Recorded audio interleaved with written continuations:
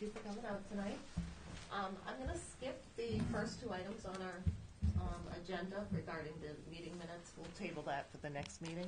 We're going to jump right into the budget hearings. How are you, Mark? Very well, yourself? Very well, thank you. Ready for me? It's your turn. You're up. We're going to go to budget number 3,200. 3,200. Would you want to get a copy of the? No. I said it was, well, they told me to send electronically, so I'm not sure. I do have a few copies. I'm not sure if I have enough for everyone, though. Give me one. How many do you have? And I have 4 additional, so 5 altogether, yeah. We don't have it. There it is. It's not in here? No. There's a couple that way. Maybe we can share while we wait for copies or something. Good idea. Yeah. Dave's gonna make a couple, I guess. We can share. Is it all? We can get going and Yeah, share. Yeah, we'll just share. That's right. Efficiency. Listen to you guys. All right, let's get started. Give that to Mo, because he doesn't have one. Oh, sorry, Mo. Thank you. There we go. All right, so again, I'll be brief, just hit some of the high points, but again, if you have any questions, I'll be happy to go into in-depth or whatever you like. So our FY20 budget has been voted by our school committee, so it is an approved budget. And the amount for FY20 is $28,589,574, and that's made up of, on the top line, $26,660,198 from state aid and local assessments, as well as $125,000 from our excess and deficiency account. The center section is our student transportation, so that amount is $1,567,651. With the state aid being $1,019,088, and the local assessments being $548,563. And I know this is where I say every year, so when you speak to your legislatures, senators, congressmen, regional transportation should be funded at 100%, but it never has been. If it was funded at 100%, you see that the local assessment piece would be 0, and that the state aid would cover the full amount. We're looking at roughly 76% of it being funded for FY20. We also have our MSBA project. If you remember, I'm not sure, 6-7 years ago, we finished up an expansion renovation project over at the school. Our promise was not to increase to the communities their portion of the local assessment, and that stayed the same at $192,000. And then we paid the difference from our adult ed receipts at $169,725 for a total of $361,725 for that project. At the very bottom line, OPEB, we are funding our OPEB this year for the first time at $50,000. Could you tell me what OPEB is? What does that mean? Is that the pension benefit? That's, yeah, so that's the other pension eligibility benefits for the retirees at the school. So as I'm sure the town has an OPEB account, and again, What made you come up with the 50,000 figure? that's what we could afford Okay. in the budget. So there was no rhyme or reason to why it was 50,000. Again, it's just the amount we had in excess and deficiency that was available, and we decided to start funding that liability. Every year, the auditors come in, as I'm sure for the town, and they recognize that liability on the books. Mm-hmm. Again, we have roughly a $17 million liability for retirement. I'm sure the town's is much more than that. And again, that liability being there, being said, as a gesture of good faith, we're starting to fund that amount. Is there anything requiring you to fund that at this point? There's no requirements other than they say that it should be fully funded, and it does affect our bond rating. So if we're ever to borrow that. What is your bond rating, since you mentioned that? I believe the last time I checked, it was an A. I don't know the exact rating, but it was about 7 years ago. So we had a very good rating. Mm-hmm. We actually received 80% reimbursement from the state when we did our project, mm-hmm. and the rest of the project we borrowed at less than 2% at the time. Thank you. So your budget, your retirement liability is $17 million? $17 million for our retirees. So have they done any projections? Is that going to be fully funded, your retirement liability? Not in the near future. No, not again. Our first payment towards OPEB or funding is $50,000 for the net liability. So there's no plan in place at the moment on how that will be funded? Correct. Yeah. Again, based on our budget, again, I'm going to probably 98% of towns, schools, none of their OPEB liabilities are fully funded. They may have plans in place to fund them slowly, but none of them. Again, I'm not sure with the town. We get an assessment. We have an assessment from the state, don't we, David, every year to fund the pension liability? Yeah, but that's a different That's in reference to retirement, this is in reference to health insurance. for our retirees. Oh, health insurance. Oh, I thought Yeah, it's this post-employment benefits. Oh, The Oh, I thought OPEB, it was other, pension. other I thought, post-employment So benefits. this is not, I mean, I don't know if you don't mind me saying. No, go ahead. This is not a real cost from the standpoint that all they're required to do now, under some new accounting rules, is that we have to identify as to what our OPEB or healthcare long-term costs are. However, the reality is, if, and I hope this doesn't happen, but if 100% of all of his retirees passed away tomorrow, it becomes zero. You don't know what the real number will eventually be, but it's being identified at this point as to what it is currently and what is projected to be based on what your current employment is. Yeah, or if the school was to, for some reason, shut down, that'd be our liability on the books. so that's actuarially defined. Correct. Again, same, and I believe the town, and Dave, you can speak to this, I believe the town has the same liability, an OPEB liability as well, I believe. We've been putting about $100,000 in. Correct, so, yeah. And yes, we're about 16 million. Yeah. So on the second page, our enrollment for FY '20 is up 22 students, so from 1509 to 1531. And for the town of West Bridgewater, it's up from 47 to 50, so an additional 3 students. And in the enrollment percentage, you see that West Bridgewater makes up 3.3% of our total enrollment at the school. So the next page, obviously, what does that mean to the town of West Bridgewater assessment-wise? So assessment-wise, for FY '20, we're looking at $598,925. That's the very last line on that page. And that's an increase of $43,497 from FY '19. Is that the additional students? that come Again, to that? additional students play a large factor of that.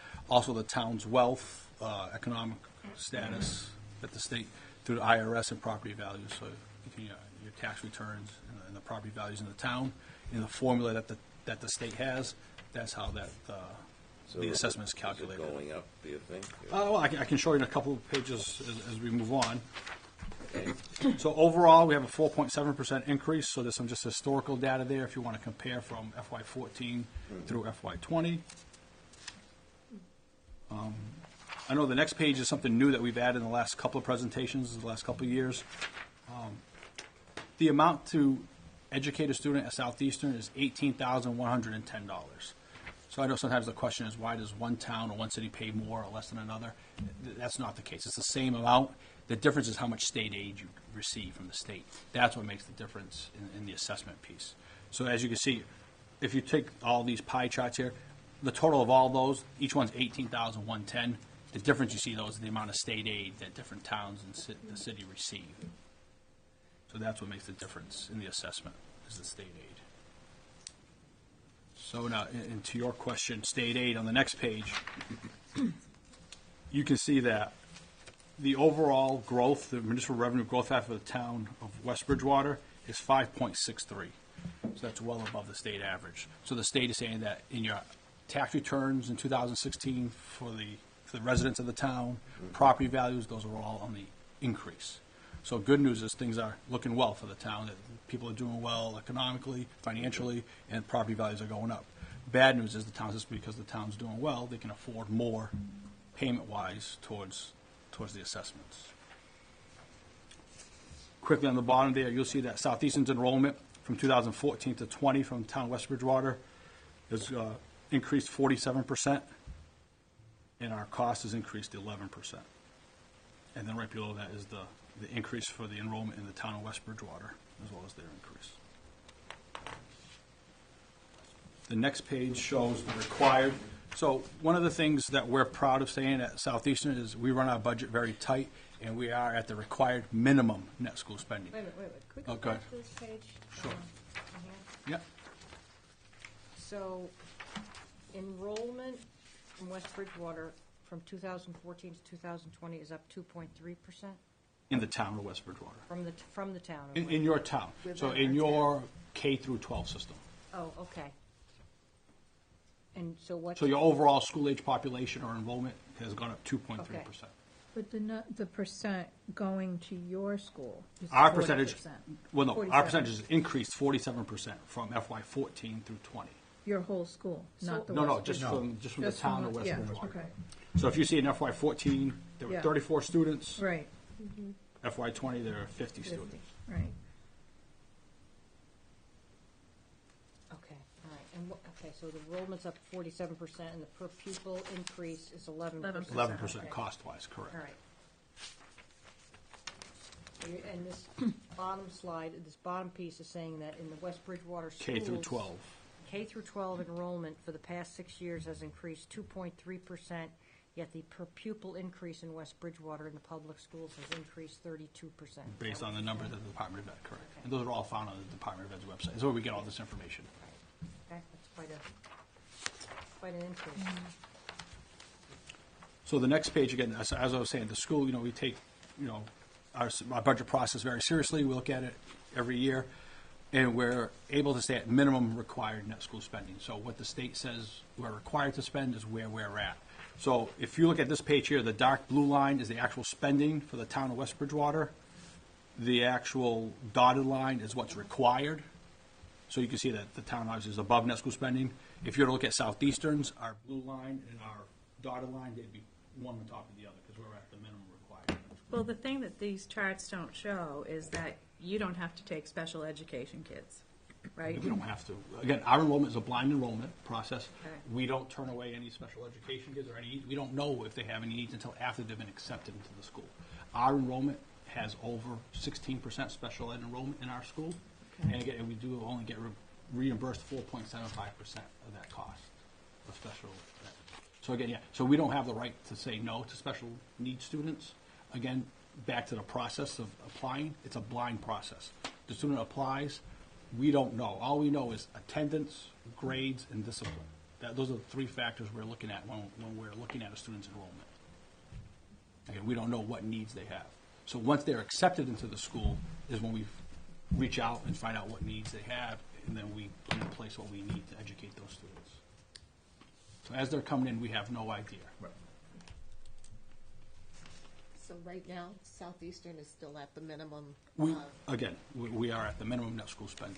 You could go out to the Department of Education website and you can All this information, this is all from the Department of Ed, all this get the information you have. Southeast, and you could probably overlay other towns in terms of compare them to the dotted line. Yeah, you could print out every towns if you See, wanted. what- if you really want to see West Bridgewater, how we compare against other towns.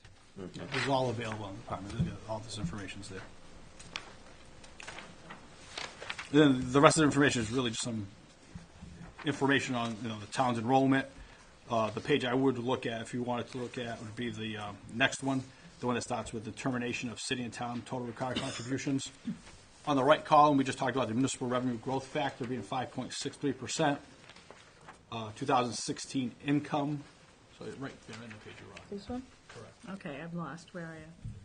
So on this right Okay, all column, right, yeah, okay, yeah. all right, I was over here. Yeah, that's fine. And on the left column, it shows so from the Department of Revenue, that's where they get the income information from. So that's in 2016, it was $259,275,000 What's that, the income of what?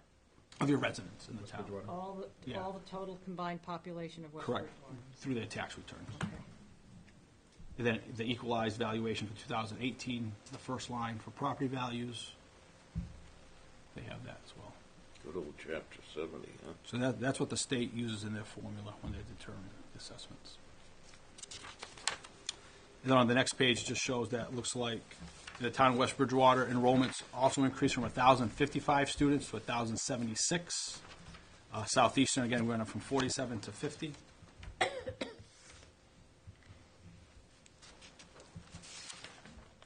And again, in the last page, again, it's just some informational data on the town of West Bridgewater. So that must include the school choice people, right? 1,076. I don't know if that includes school choice. I would assume. I would assume it I believe- I would presume that's your total enrollment. does. Yeah. What number are you looking at? 1,076, the second to last page. West Bridgewater total. Yeah. Oh, there it is. Yeah. I'd be happy to answer any more questions, go into any more depth than any of that. So the big driver is just the increase in students. Again, that's one of the factors, correct, and That's that the the biggest. town's wealth is in the increase as well. So property values, income, everything's moving in the right direction. So if you quickly look at the page with the bar graphs, Yes. the factors right in the middle kind of are the factors that play into that enrollment and into the formula. You know, your student enrollment as a percentage of your community, as a district, your municipal revenue growth factor, and your target shares. Okay. All right, does anyone have any other questions for Mark? Hey, Mark, just a quick question. Sure. You had said earlier that if we overlay the assessment on that school spending to a foundation level, it would be right on top of each other. If you look at Southeastern, so if you look at this page, Right, I was this page trying here to for find that. Southeastern, Yep. the dotted line and the blue line would be one right over the other. So our required net spending and our actual spending. So that's Is why I that was the asking, minimum? because you're showing your FY '20 to be at 564, 688, but the requested assessment is 598 and change. Required contribution, where is the requested The assessment? second to last page. Correct. Yeah, I see 564, where's the 598? That was such a long time ago. Is that on That's in the first very page? last line. I see the 564, where's the So 598? if you go to that, if you go to this page here, the very last line Oh, highlighted in okay. yellow. So that's what the transportation costs, again, so that's what we spoke about with regional transportation. So that, again, that's an additional cost that the state should be funding. But unfortunately, as we know, they haven't funded that. So that's the delta between the two is your transportation. So that's the biggest part there. So again, so when you talk to your senators or your congressmen, that is something to talk to them about and let them know that it is important to the town. Because if that's funded at 100%, that's less a piece that the town would have to pay in an assessment. Yeah, right. So what was that number? It was 564, I see it. And then 598, the difference between the two is the You're transportation. going to see the transportation, correct. So when I look at Sharon, it's very low. Is that just because they just don't have any kids to go? So Sharon, let's take a look. What's Sharon's enrollment? Sharon has 12 students in total versus 15. But it's the line, so that's interesting that. The way it falls out. So that difference of is 34,000 roughly the difference What do you think? between the 564 and the 598? 34. Just checking my math. What, and I'm assuming that that's a piece of, you said it was the transportation.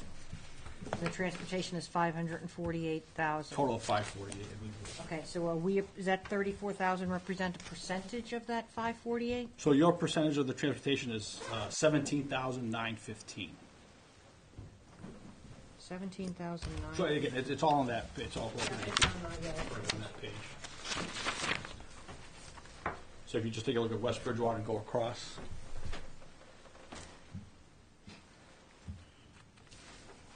Okay, oh, yeah. Okay, so why is the difference 34,000? So again, so you'll see that the ESCO payment being 6,270, which is the portion that you've always paid towards the capital projects, is there as well, Yeah.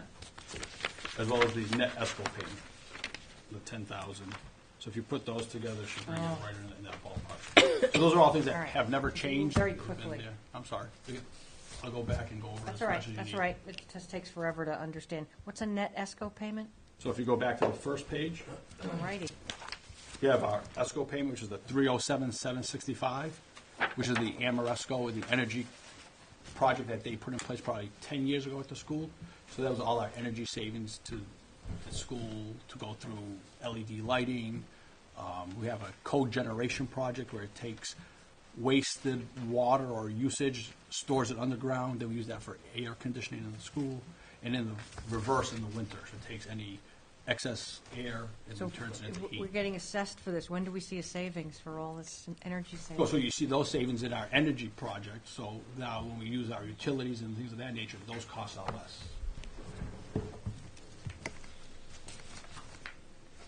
And the capital cost is for the capital improvements? 192, so that's, I've been at the school for the last 10 years. I've gone back as far as 20 years. That's always been assessed to the communities for capital improvements and projects to the school. And we used that, roughly that amount was used 6 years ago to do our rehab renovation project that we had at the school, the renovation expansion. Okay, I know it's annoying to go back and forth, but trying to No, tie all definitely. these pages together is very challenging. No, that's why. That's why we try to get it to you sooner, so that you have it ahead of time, so you get a chance to look at it. I can spend as much time as you like here tonight going over it. But we try to give you all the information, try to give it all to you, so you have it all, and it's all there. Take a look. All right, does anyone have any other questions? Anything, I'm sorry to interrupt. I just wanted to take the opportunity to say thank you to Mark, and if you could pass it on to your school. If everybody looks, you'll see that Boston Post Kane Southeast Regional is the one that actually created it. Oh, It was a woodworking class, and for those who don't know, that's awarded to the oldest person in town every year. And so now we now have a way to be able to memorialize that person's name and put it up there. And again, it was a full donation from the school, their woodworking class. So again, thank you. And I'd like to tell you, if you haven't had a chance to come out to the school to visit, please take some time. I know I No. went to an open house. I had my 3 little kids at the time, and it was incredible. Now, whether it's an open house, or even if you just want to schedule an appointment, let me know. The superintendent would be more than happy to show you what's going on. I think you'd be very impressed to see what the students are doing on a day-to-day basis. Even during the week, if you want to grab some lunch, we have a colonial room that's open to the public. Culinary students are there, hands-on. For a short time, usually in the fall, we do run the colonial program in the evening with our adult educational students on Tuesday nights, so that's open in the evening as well to the community. This Tuesday, April 9th, we're having what they call the Taste of STI, which is our Southeastern Technical Institute. So that culinary program, along with other institutes within the town and the towns and city, will be showcasing their products Tuesday night at the school, and the Phantom Gourmet will also be there. Next Tuesday. April 9th, yeah, from 6 to 8 p.m. Right. And that's over at the school. But again, if you ever have a chance to come in and take a tour or just walk through, open house is a great time to come out and take a look. But even if it's not, just let us know. We'd be more than happy to take you around and show you what's going on. Excellent. Awesome. Thank you very much. No, thank Thank you. you for coming. All right, have a great night. Appreciate it. Thank you.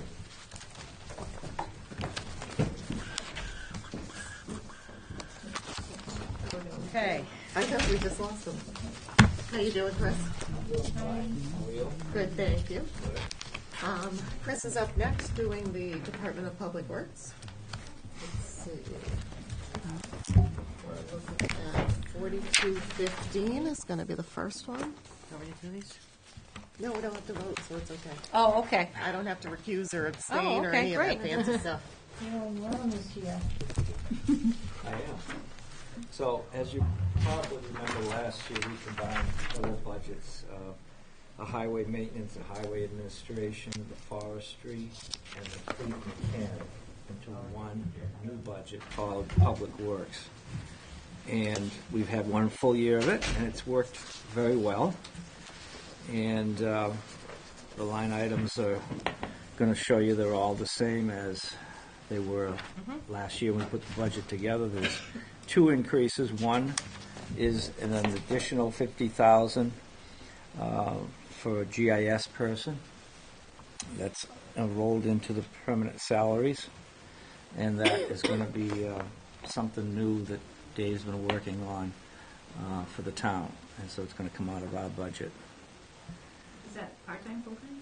No, I think it's based on full-time, isn't it? Yes.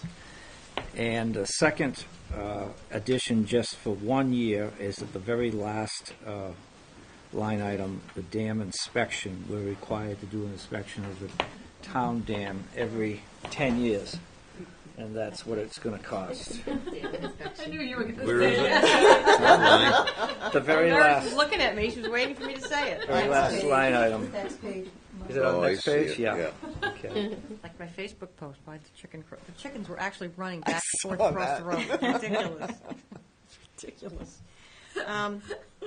So the dam inspection, we got Yeah. that. So can I ask you a question? The GIS person, and if you can't answer, I'm sure David can, but their goal is to coordinate the GIS from the water and the assessors, and just to keep, because is the GIS like this multi-tentacle beast that just is in every single department, but The program. has no yeah. roots?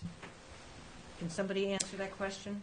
The MS4 permit, which we're complete right now for the stormwater management, which we're being mandated by the government to do, is going to be, the GIS is going to be instrumental towards that process, because we have to map and locate drainage system and our outlets, and we have to, a lot of updating to do that, a huge amount of updating. And the GIS person is going to help us with that, as well as the water department already has some GIS that they're working on, and the assessors. So I think it is a multi-facet project through the town. It's where we've got to go. We've just got to start. So is this person going to coordinate the efforts of all the departments? I mean, are they going to be like the project manager for this person? or- I think we're going to give them This person's gonna be inputting the data. data, yeah. This person's gonna Okay. be, this person is gonna have to have GIS real-world experience, knowledge.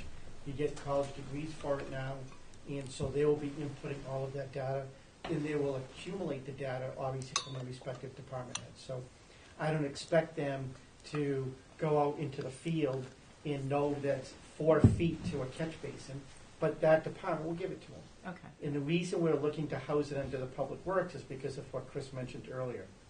Under the new EPA guidelines for stormwater, is that there's much more stringent requirements, and it's gonna be coupled with fees and fines if you don't comply. And so, one, since it's gonna be tied a lot chiefly to our catch basins, where our outfalls are into the rivers, that falls under the DPW department. And if we were to get audited, there is not a single municipality in this country that is 100% compliant. It's impossible. So what we need to do is attempt to be compliant, but show in good faith we're really making that attempt. So I think that by putting it in his budget, we could be able to show to the EPA, look at, we're not perfect as no one is, but we're making a good faith effort to make sure that we're compliant. I think every town's facing this. It is, yeah. And the fines are hefty, and some communities that have kind of just turned a Yeah, blind eye to yeah. it have been Pretty fined, bad, and yeah. they've gotten fines that are heavy. So this 50,000 is doesn't, you No. know. Who is the GIS person going to be reporting to?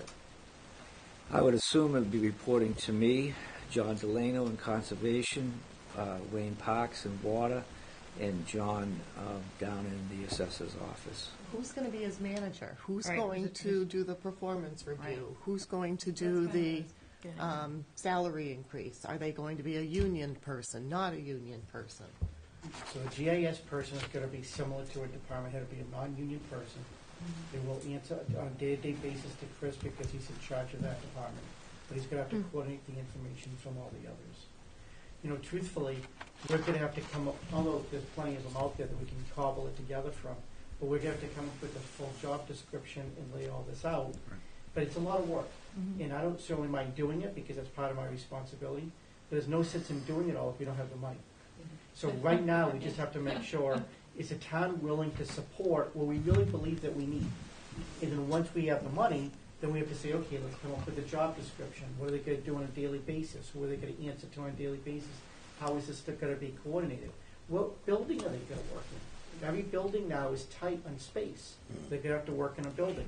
Part of that $50,000, we're gonna have to buy a laptop. You know, somebody's gonna need to have a computer.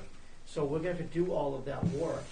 But the way I envision it, because Chris is the DPW director, and that department woefully needs a GIS person, that I want that person to answer to Chris, because although the assessing is important, the assessing department is important, the water department is gonna still be a priority.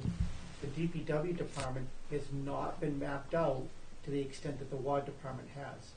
So we need the DPW department to have some primary focus with this GIS person, or else we're not gonna be compliant.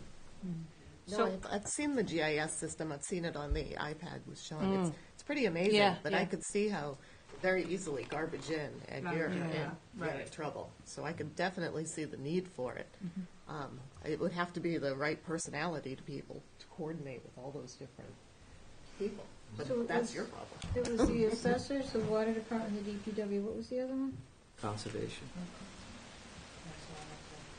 Water Department years ago. So this EPA thing, how, like, this is a permanent person. So this EPA that mandate that we have to go along with, does that have an end date, or is that an ongoing It's forever. forever?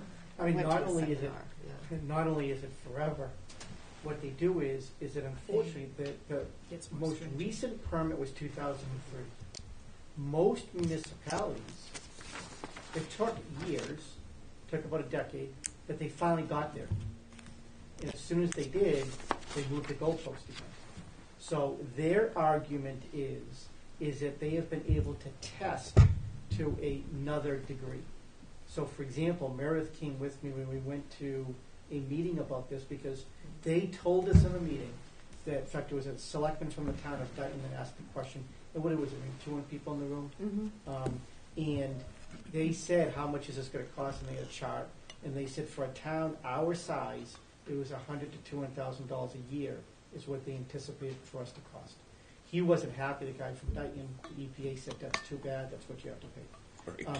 We're trying to get Right, it. John Delano gave that whole presentation about how he's trying to, So Right. we are attempting to comply without spending $200,000. yeah, maybe 100,000.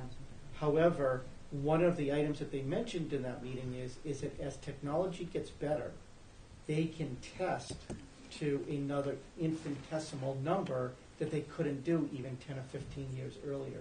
So their big thing, for example, is nitrogen in the water, which is a byproduct of fertilizer. So fertilizer, that's why now a lot of your lawn seed is minimized with fertilizer. It's getting into the water.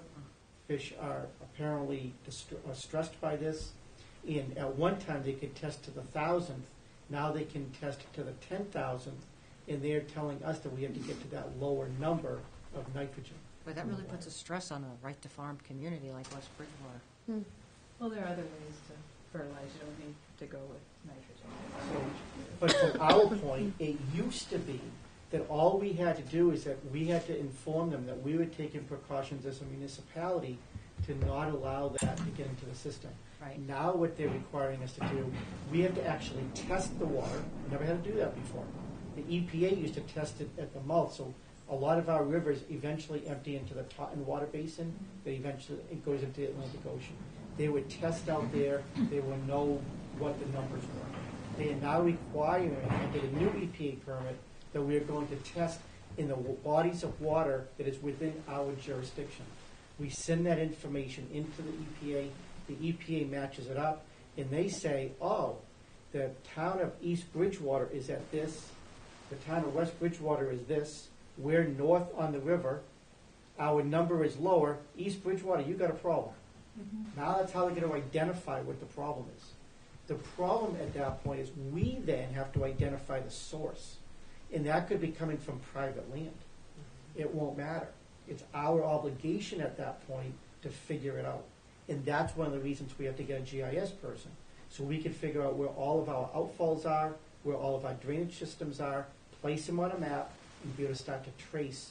And as we get new developments in town, to be able to trace all of those new lines and keep them forever. Okay. Do farmers have a lot of other options that they can use? That You don't have to use the chemical nitrogen fertilizers. I'm I sure mean, are the they golf widely course used? Even the golf is course? being responsible because they're right on the town river. They If are. they're not, they're going to be in big trouble. Yeah, and we actually put that in our management contract Yeah. with them because we were sensitive to that. Yeah. They've gone organic, and phosphorus actually is being outlawed. The middle number, nitrogen, Yeah.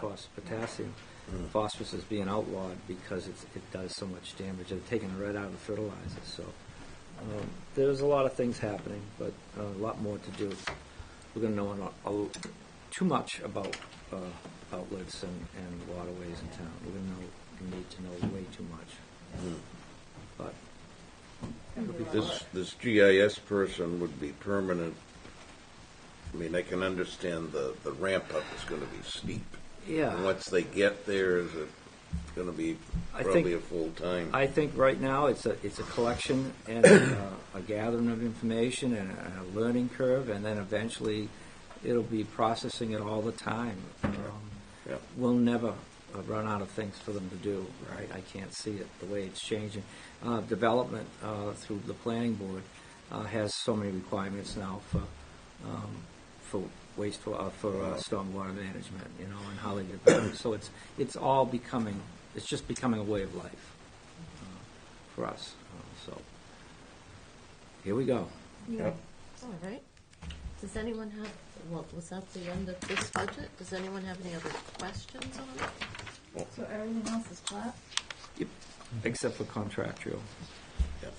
Yep. Oh, you still split half a person with the school. I didn't Yep. know if that. Yes, we do.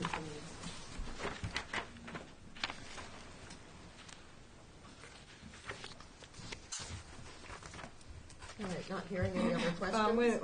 Wait. So, I'm just kind of curious, I'm just looking, I haven't really had an opportunity. The equipment hire line, 5270.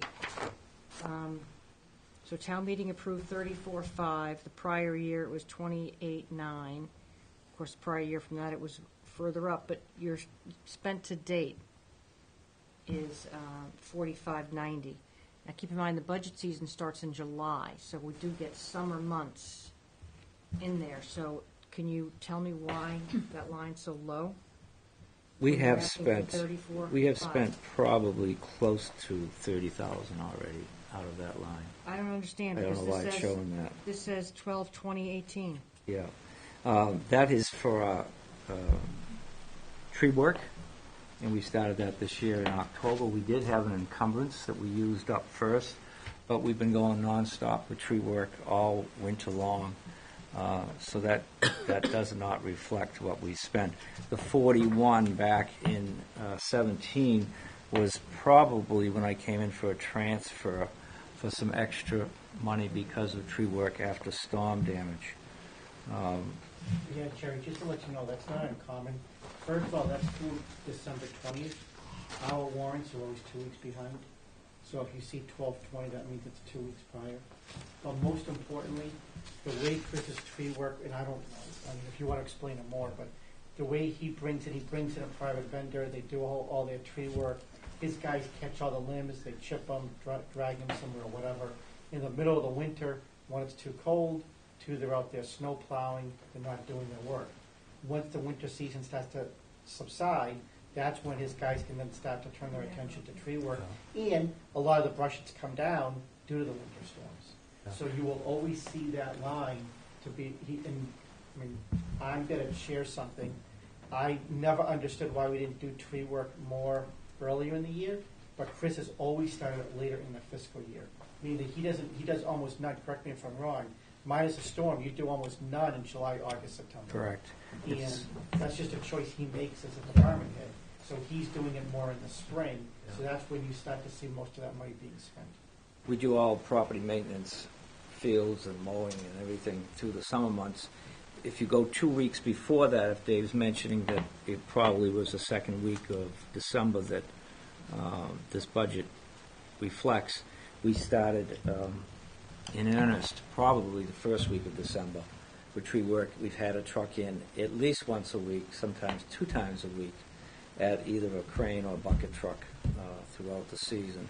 And we just stopped it about 2 weeks ago because we've now switched into spring cleanups. We may bring in a truck again for an emergency day of, a whole bunch of trees. It really depends on the weather, storms, and we had blowdowns 2 weeks ago, and that was high wind, so. There's a big, huge tree on East Street? Yeah, that's tipped over. Is Yes. that, you guys gotta Oh, yeah, come and we do gotta that. deal with it, yeah. But it's going that way, so I'm not worried about it right It's now. not across the road, yeah. No. Well, it kind of makes sense to do most of the tree work when the trees don't have leaves, because you have less debris. It's a heck of a lot easier, plus the ground is frozen, so when they fall, they don't damage the lawns. We can get the trucks on the lawns. The guys aren't doing property maintenance, okay? And if they're not plowing, they're doing tree work and trimming, so it really works out well. Plus, there's nothing worse than doing tree work in 90-degree weather. It's torture. All right, any other questions on this budget? All right, let's move on to 4230, which is the snow removal budget. That was updated today. David, did you get the figure on, yeah, was it 205, I think? 206. 206, yeah. 206. Yeah. No. It's 206, but there's about another $20,000 that just had to hit, so figure 226 is our final number at this point. Okay. Sue was actually finishing up bills on the last day or so. That's why we were waiting to get that. So, All right, anybody have any other questions on this budget? Let's move on to 4240, which is street lighting. that was updated last year. I think there was an increase last year after reviewing what went on during the course of the year for bills. But Sue feels that we should be able to maintain it at the level that it's at now. Have you added any streetlights this year? I don't think so. There's a couple in the works right now that we're talking about, but I can't think of any that have been added, no. Occasionally we have a spotlight here or there that somebody requests on a building, a town building, or a resident may request, but I haven't heard of anything yet. So, we are checking into LED. Town of Easton has done it. Brockton has done it. I haven't got the final figure on how it's best to work, whether it's something we can do, whether we have to pay to have the actual transfer into LED, what the savings are going to be. It's certainly a brighter light. I've been told they last a lot longer, so I want to get to the bottom of it and understand it, and then make a presentation at some point to see whether it's something we want to do. Mm-hmm. Other towns are starting to do it, so. All right. Does Okay. anyone have any other questions on the street lighting budget? All right, let's go on to 4330, which is waste disposal. Oh, okay, I got the right place, right? You're at the right Hi, place. Joni. We're almost done with Chris. Oh, I didn't bring my sewing. This is the transfer station. It's, It's, the only changes are Yeah, with based the on wire. contracts, right? yep, I believe so. We didn't change anything. We're working feverishly to increase awareness on the hazardous materials that are getting into the recycling. We've got new signs coming. We've got a new website that you can click on the town website, Mass Recycles, which is incredibly interesting. Lots of updates, and you can punch in any object, any container, any bottle, anything, and know whether it's recyclable or not. They'll bring it right up. And we have our new LED sign, which was installed Monday. We'll be getting it up and running in the next couple of weeks, and on that we'll be, again, advertising or trying to reinforce for people to please recycle and the reasoning behind it. So that's where we're at with that. Chris, do you see any changes with the whole China not taking the recycles and driving up costs for recycling? Yep, there is, and they're just becoming, right now, they're just becoming more interested in seeing that we don't have hazardous material, which could be anything, even like a plastic bag. Okay, they're building new plants in this country. There's finally a market for it.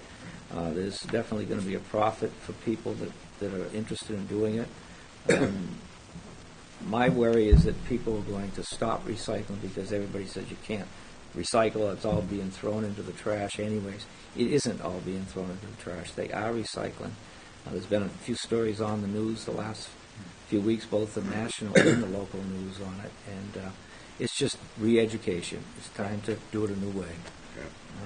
But we can do it. Because we can't sort it, it can't go in the right direction. And I was reading an interesting article on that.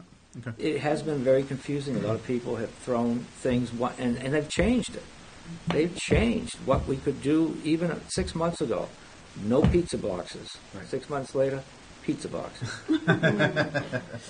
So, I mean, how do you keep up with it? Well, it was because of the food residue on it. Now they're not worried about it. So it's very confusing. But if you go to massrecycle.com, you can see for yourself exactly what you can throw in there. And it's very interesting. It really is. So. Does anyone have any other questions on this budget or any other questions for Chris? All right, I think we're done beating you up. That was- All right. Well, that's rough. We're not doing tree You warden? don't want to go over the tree warden budget? Tree warden isn't on here, on our list, but there it is, right there, the tree warden. Sorry, you're staying. It won't take too long. It's only $400, so. Wow. That's $49.40. Yeah. You want $400? Yeah.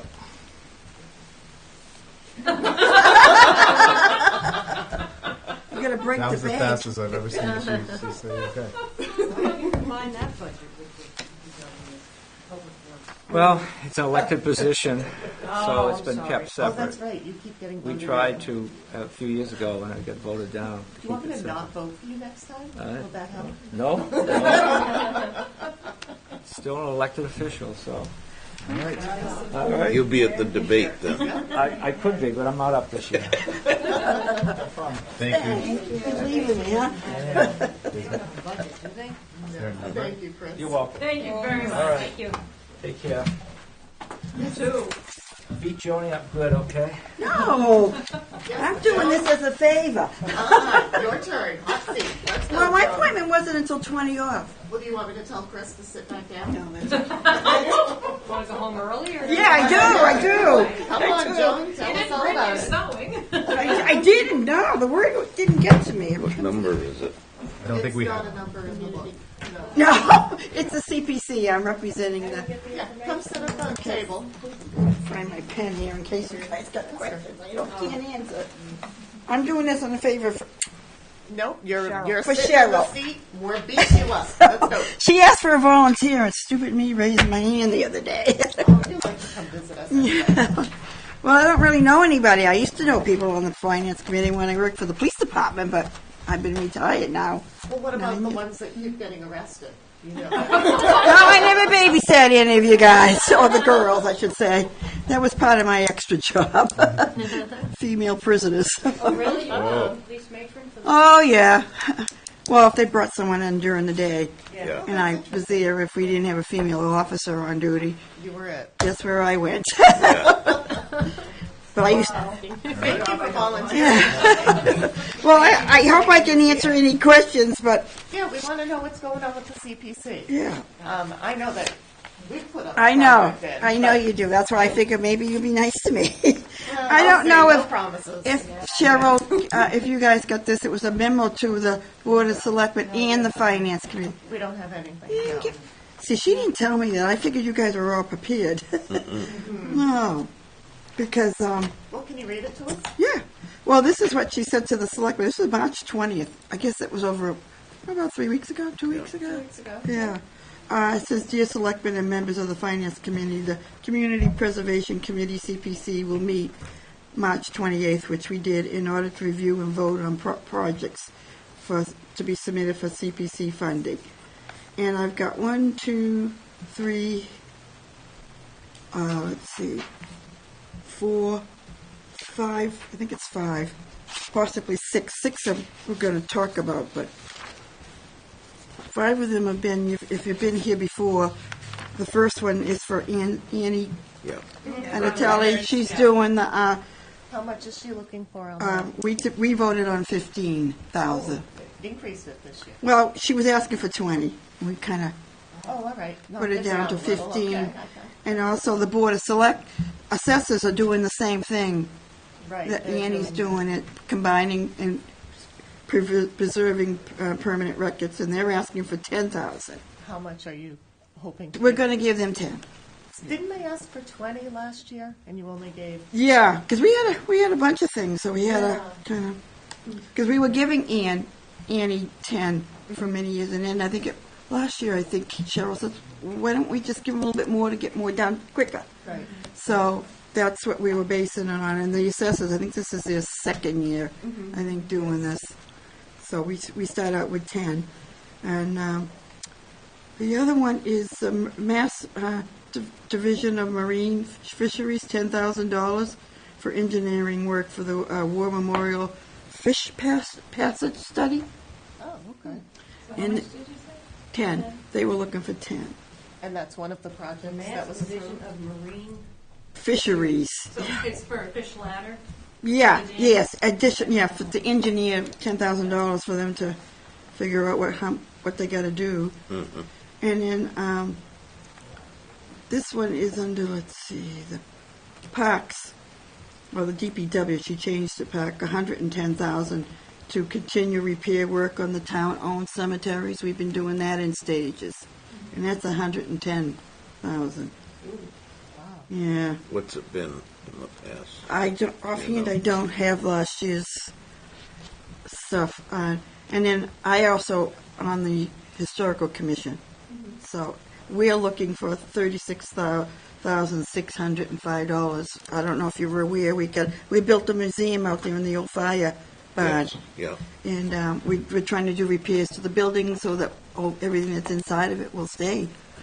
Because we need a new roof, replacing the roof and fixing the concrete cement foundation. And we're going to put another sign, letting people know where we are, because where we sit back. We put a little sign out there, I don't know if you noticed it, in the spring and this fall when the weather's good. We've been open house. I don't know how many people see that sign, but we're trying to make it known. So all those projects. I'm not sure about the 110. We may not be doing that because it says right here they might consult. Well, I think the town manager was involved with that. Continue, but and the other thing is Chris is. I don't know if you're aware of the Friendship Park where the kids play over at the Howard School. Yes, we're both on the, Oh. I'm the president of the nonprofit. Oh, all right, This is because the I vice guess you're president. looking for 320,000 to replace it. That's the last one. The 110, I think we're gonna pull back for now, but they were talking about the 320,000, maybe doing like we did with the Howard Farm, get a bond or something like that. As long as you call it the Howard Farm and not the Anderson Farm. Oh, Anderson, that's what well, you know what, because I work for Howard. Andersons, Andersons and It's a lot of them. What is Yeah. it you're gonna replace, the playground?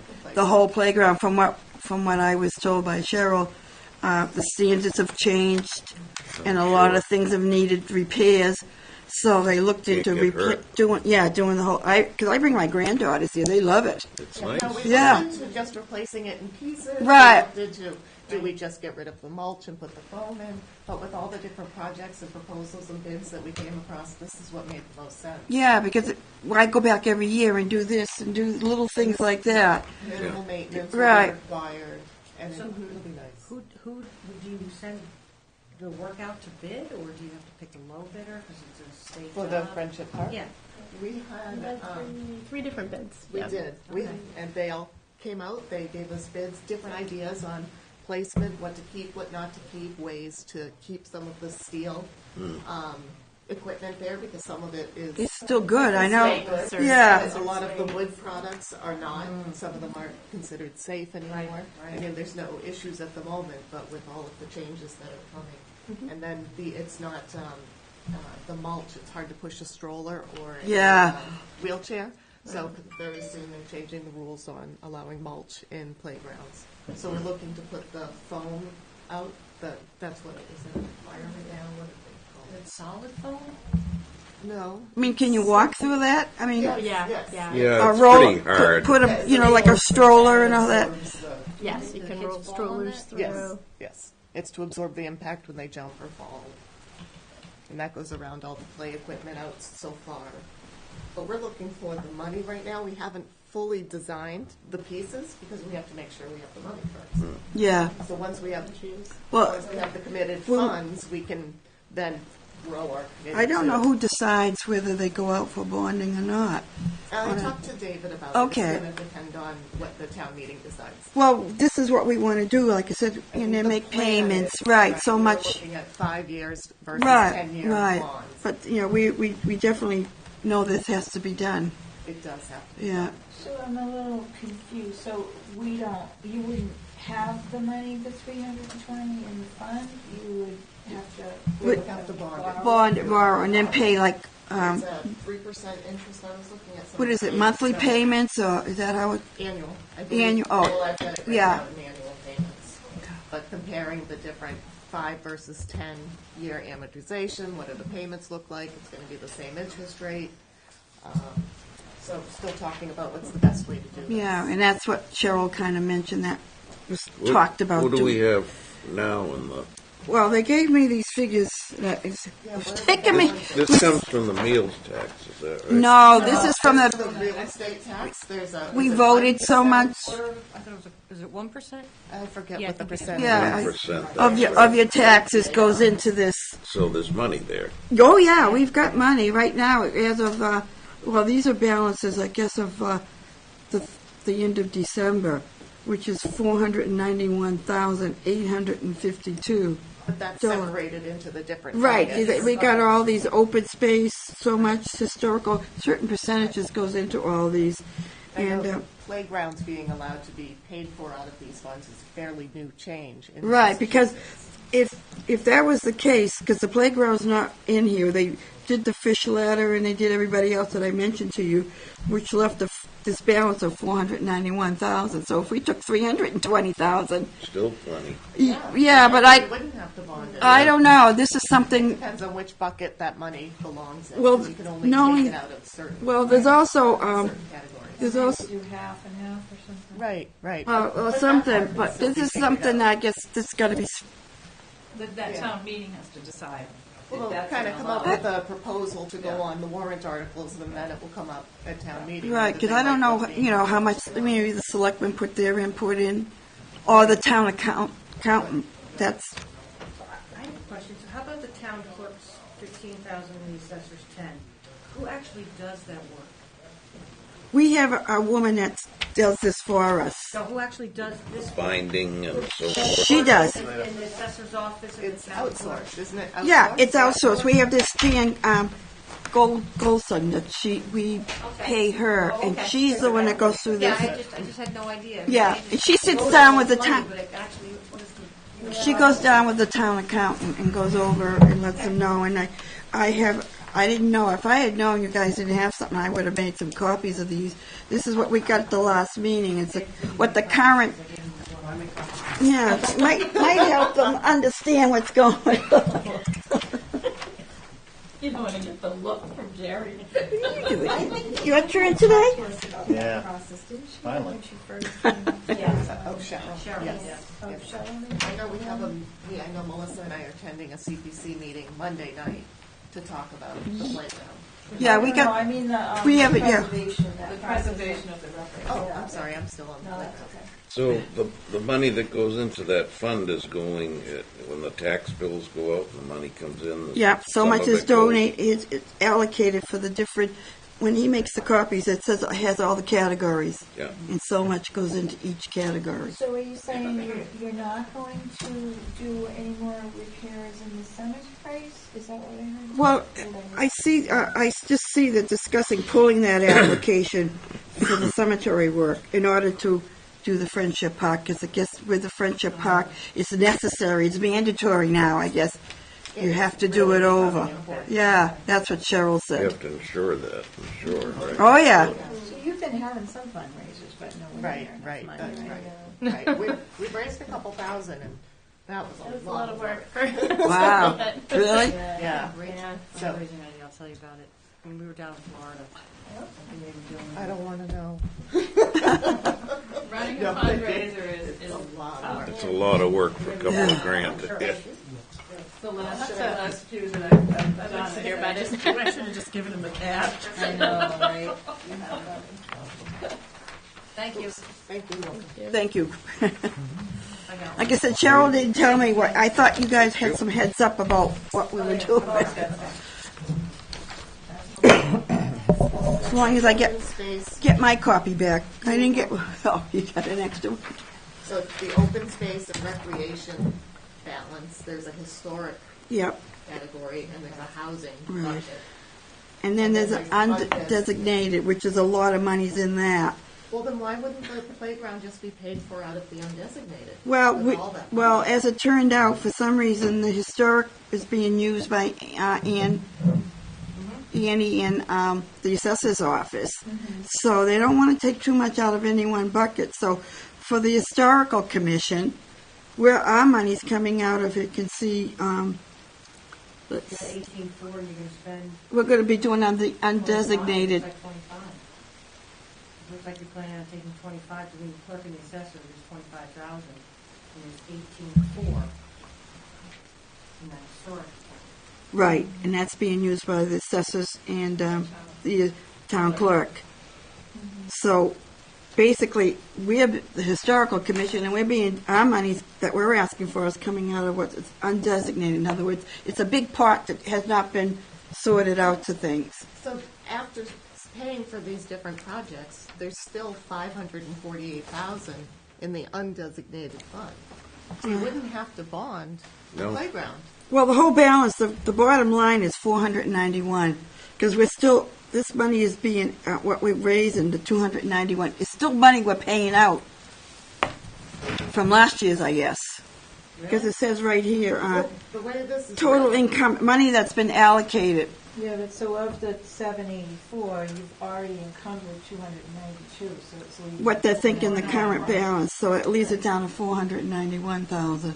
Yeah. So then if you subtract 320, I Still know. have money left. you still have money left. I understand that, but I don't know if they want, I knew that too, but I just don't know if they want to let the bottom line go that low. They're going for the close here. And when does the next bucket of money go in? It's every year. Yeah. It- At the end of the, It's only paid in once a year? I don't know if it's once a year. No, I don't know how often it goes in myself. That's the town accountant. Yeah, So maybe, every quarter. it could be every quarter. Whatever comes in, I don't get involved with that part. So That's there'll be Jan more going in. Goldson's. it's going to keep coming in. Yeah, yeah. As long as everybody pays their taxes. You better. I stopped years ago. So that's where that's what Cheryl had, information she had given me, and Okay, with. so this is very informative. Thank you very much. All right, I hope that kind of answers some questions for you or helps you. Well, there's money there. Oh yeah, because that's what I said. I'm looking, but I don't think they want to drain Well, no, the that bottom makes line down. sense. But that's great. Does anyone have any other questions for Joan? Oh, you're welcome. I hope I Thank didn't you very confuse you. much. No, thank you so much for coming in.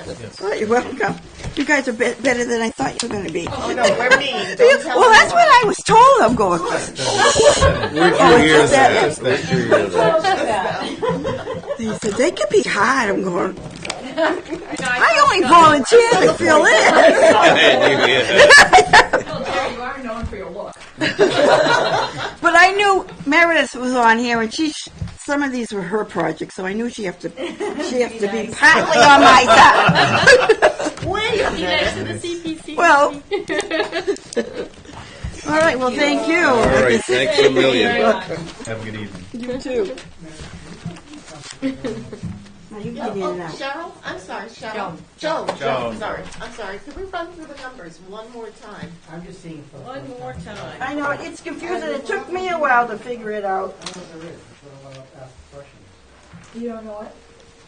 I want to make sure, I'm not so sure I'm following the numbers. Yeah, I hear you because it took me a while. I sat There down was the there. balance. The balance coming into this year was $256,000, and then you see the receipts that come in for the year. So what it's showing you is under current balances, total revenue was $343,000. Right. Out of that $343,000, we have $292,000 that has been Allocated. allocated, which means you have $50,000 available. Right. In FY '20, you're going to bring in $184,000. How does 50,000 plus 184 equal 491?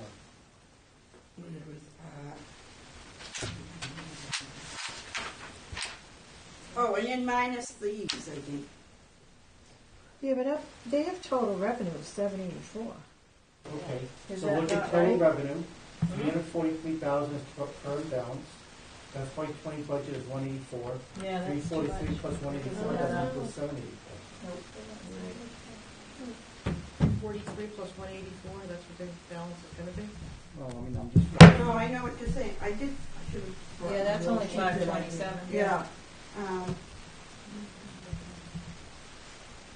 527 minus 292 Right. equals 184 plus 50,000.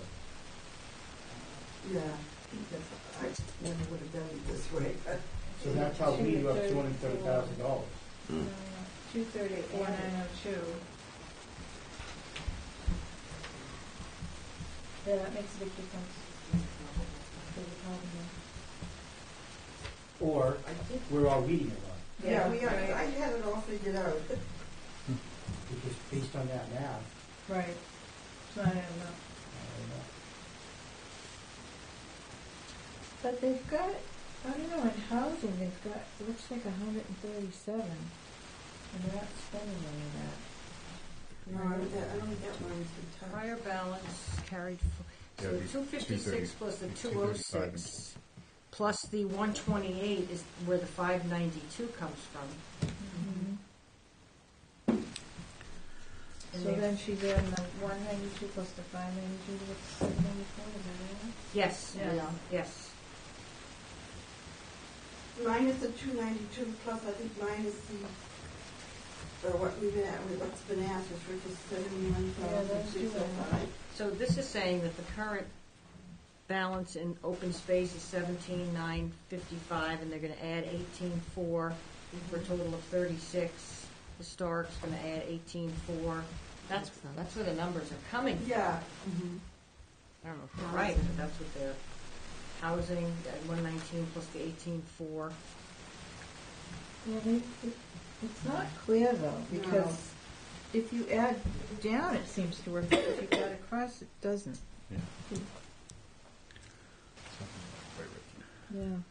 Oh, I okay, know- well, you're not gonna add the 343 and the 184. All right, so this is where the error is. Is it under total available? You should have brought the 256,950 to the bottom. Oh, So if then you it bring would, that- yeah. So you do the 256,950 plus the 50,900 Yeah, there it plus is. the 184. You come up to 491,852. Yeah. all right, yep, you're right. So the numbers are The correct. numbers right? Yep. And that, well, based on that, yes. Yeah, 'cause if you bring that down here. There it is. I knew we did it one way. and it What's all- housing? Place where you live. But that still means there's 491,000. Right. I don't know, Very you'd good. have to read about, I read about it online about this, community That's- preservation, and I only go by what I'm looking I know at. the buckets, I I don't just know, don't remember all the details about each one. But if you Google it, Talking about bonding that. it will come Yeah, up. Is I it really- like I wouldn't be in favor of People wanted to bonding. use the Historic. golf course, and they've had all sorts of, Yeah. issues about what- All right. So it looks like there is still a balance in CPC and that it would be possible to pay for the playground Yeah. without bonding. Well, like I said, we took off the 110 too. They were talking about doing the cemetery only so that Chris could do the friendship park. Because that still was taken off the table. So Yeah. what do you have for total, where's the number for your total projects that you're looking to fund?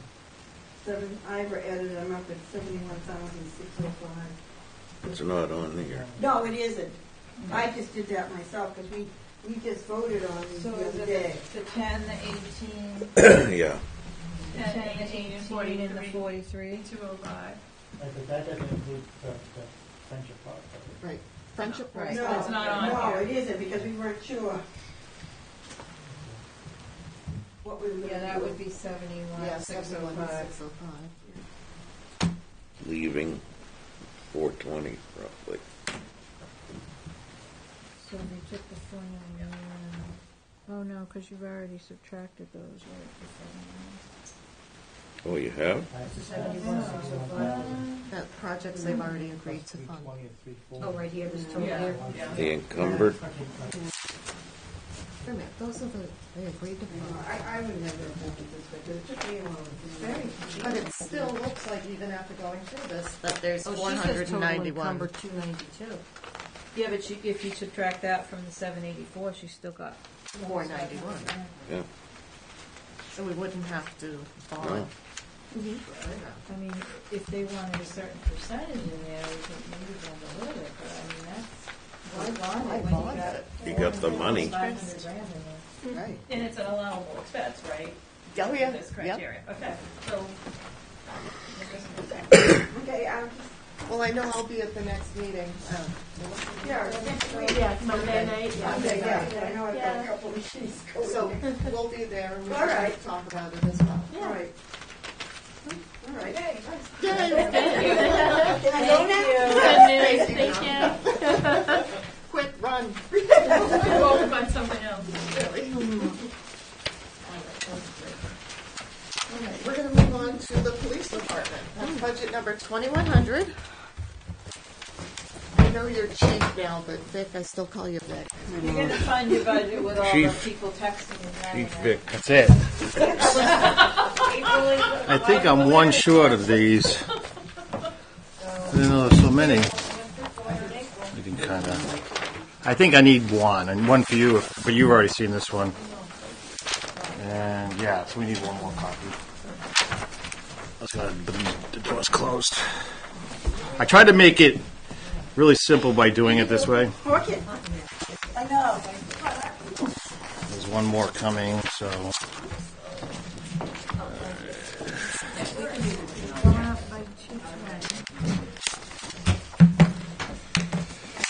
As soon as everybody gets one, then we can. No pretty pictures this year. Nope, no pictures this year. I know I'm some sorry. years you've come in with I still have them. tops from many years back.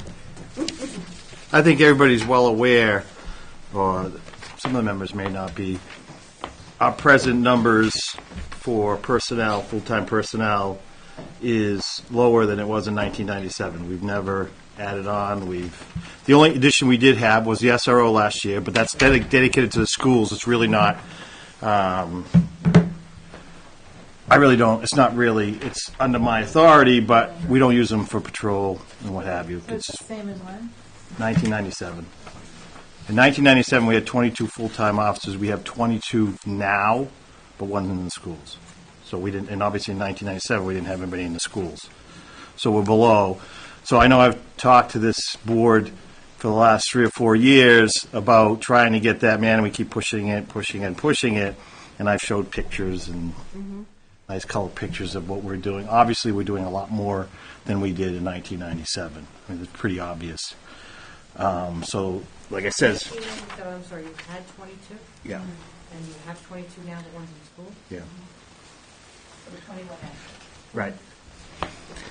So I try to make this as simple as I can. Last year's budget, this year's budget, the difference between the two, and then I broke them down. The SRO we had in the warrant article, as you know, last year. So that's basically coming into my budget, taking away from the warrant article. The contractual changes, some changes to overtime lines is one. Other increases, heat, some uniforms, academy reimbursement. If we do get the additional person, there'll be, I already had to put one in the academy next year. There's a $3,000 cost. So you'll see in the training line went up $6,000 just because I have to send 2 officers to the academy. And it's a $3,000 fee to get in. So, and you can see that training expense is, it's a third the last line. Last year was 10, now it's 16 proposed. So if it was voted down not to get the additional person, we could take the $3,000 off of that because I'm not sending that person that wasn't funded to the academy. And like I said, and then the last one is the new position. So, and then I broke down just the percentages, you know, basically my budget's going up about a little over 3% without any changes to last year. Because I consider the SRO already been budgeted last year, it's just in a different place and we're moving it. So, Well, it wasn't really budgeted. well, it was a warrant article. Yeah, I mean, well, it was funded. right. It was funded. That one, yeah, right. So Right. now you have to fund it going forward. Well, the problem with doing it this way is because, and I was okay with it as a warrant article, see what the townspeople wanted to do with the SRO. It's their money. They voted overwhelming to have it. The problem is going forward now, every July, we have to vote on this. And then if it's not voted on, I don't have the funds for it, so that person, someone's getting laid off. We don't have the money in the budget. So year to year, you'd be on, waiting to see what happens with that person. That's why I wasn't really in favor of doing it that way personally. First But it year. would have been in your budget, 'cause now it's Well, I think we did it just to see what the temperature was on the actual position, and I think we all saw what it was. So, going forward, I don't think it's really good practice to just wait till July, June to do You that. have 22 officers, including the school resource officer? Right now. Well, we're down one because I had to let somebody go, but we're funded right now for 22. 21 in my budget, and the warrant article will make 22. What, you mean the 65,000? Yeah, well, I'm talking FY19. FY19 funding was for 21 individuals Okay. in the warrant article. Okay, and now, okay. But the one you let go, you're gonna replace. Right, I just can't, it's tough to get them into the academy, so yes. So, They don't have people in there, finish through the academy at home, or? unfortunately, it's a very, the hiring procedure for civil service is very difficult. It's, an exam has to be done. They're done every 2 years. We have to pick from, if we want one individual from the top three, otherwise we have to, if something's wrong with them, we have to try to bypass them. And they run only a certain number of academies. Plymouth only runs twice a year, September and April. So, and you have to have your names in 30 days before. That make it more difficult. That means we got to do backgrounds. We have to do physical. We have to do psychological. We have to, get all this paperwork done and ready 30 days before, or we can't even get them in. Because I never knew what the process is. So somebody has to apply to you to be a police? No, there's a list. You take an exam through the state or civil service department, and then most of the names we get that we go as a hometown, they consider a hometown preference. So if you live in West Bridgewater and you live in Brockton, you take the exam and you put down West Bridgewater, you're behind every West Bridgewater, regardless if you got 100 or somebody got a 70. So all West Bridgewater get hometown preference, and then everybody else gets down below. If I want to pick one individual, I only can go to the top 3 names. I can't go to the 4th name. So now I have 3 names to do. So now I have to do a background and decide, okay, if number 1 is our best candidate, it's great. But if number 3 is our best candidate, it's really kind of a pain because now I have to make bypass reasons why I'm bypassing 1 and 2. So it's not real simple and easy as getting people in the room and There are some towns that advertise for police officers. What's the difference? non-civil service. If the non-civil service towns, you can have your own exams, you can hire, whoever you would like, but where we're a civil service town and department, we have to go by their guidelines. I thought everyone was. Most of them were at one time, but civil service is kind of putting themselves out of business because they're putting all and we have to do all the stuff now, all the paperwork we do now. They don't really do much of anything but set the guidelines and have the exam. So the permanent salaries are up 185,000, right? It says on line 5115.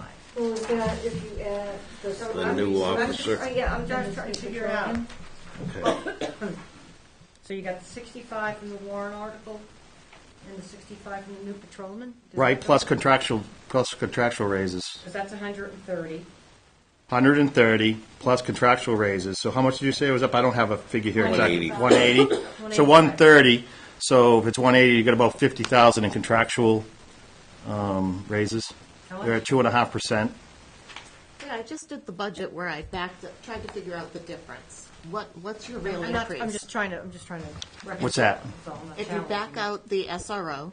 at Back out the 75, SRO. And then you back out 73,000 for a new patrolman, your budget's only up 2.68%. It's 65% for the new patrolman. That's why. And my budget, I thought, was up. Yeah, he's up 3.3. I have it at 3.3. I didn't check that with you. I consider the 65% for the SRO, if we're bringing into us 2.4% increase. The overall contractual changes and other increases 3.3, just under. So the And then SRO's only 65,000? last year was higher on the warrant article because of an insurance cost too. So it's the town's insurance will be separate then. This is just salary. Just so everybody knows, Vic pays the salary for the employee, but 9,100 benefits, which I'll go over a little bit later, I manage. I paid those benefits. So he takes $65,000 on a warrant article to pay that person. I have to take $10,000 out to pay the benefit. So what's the 15,000 increase in overtime? Overtime vacation. Court costs, was it court costs? Vacation. There was a mistake in that. That should be 144.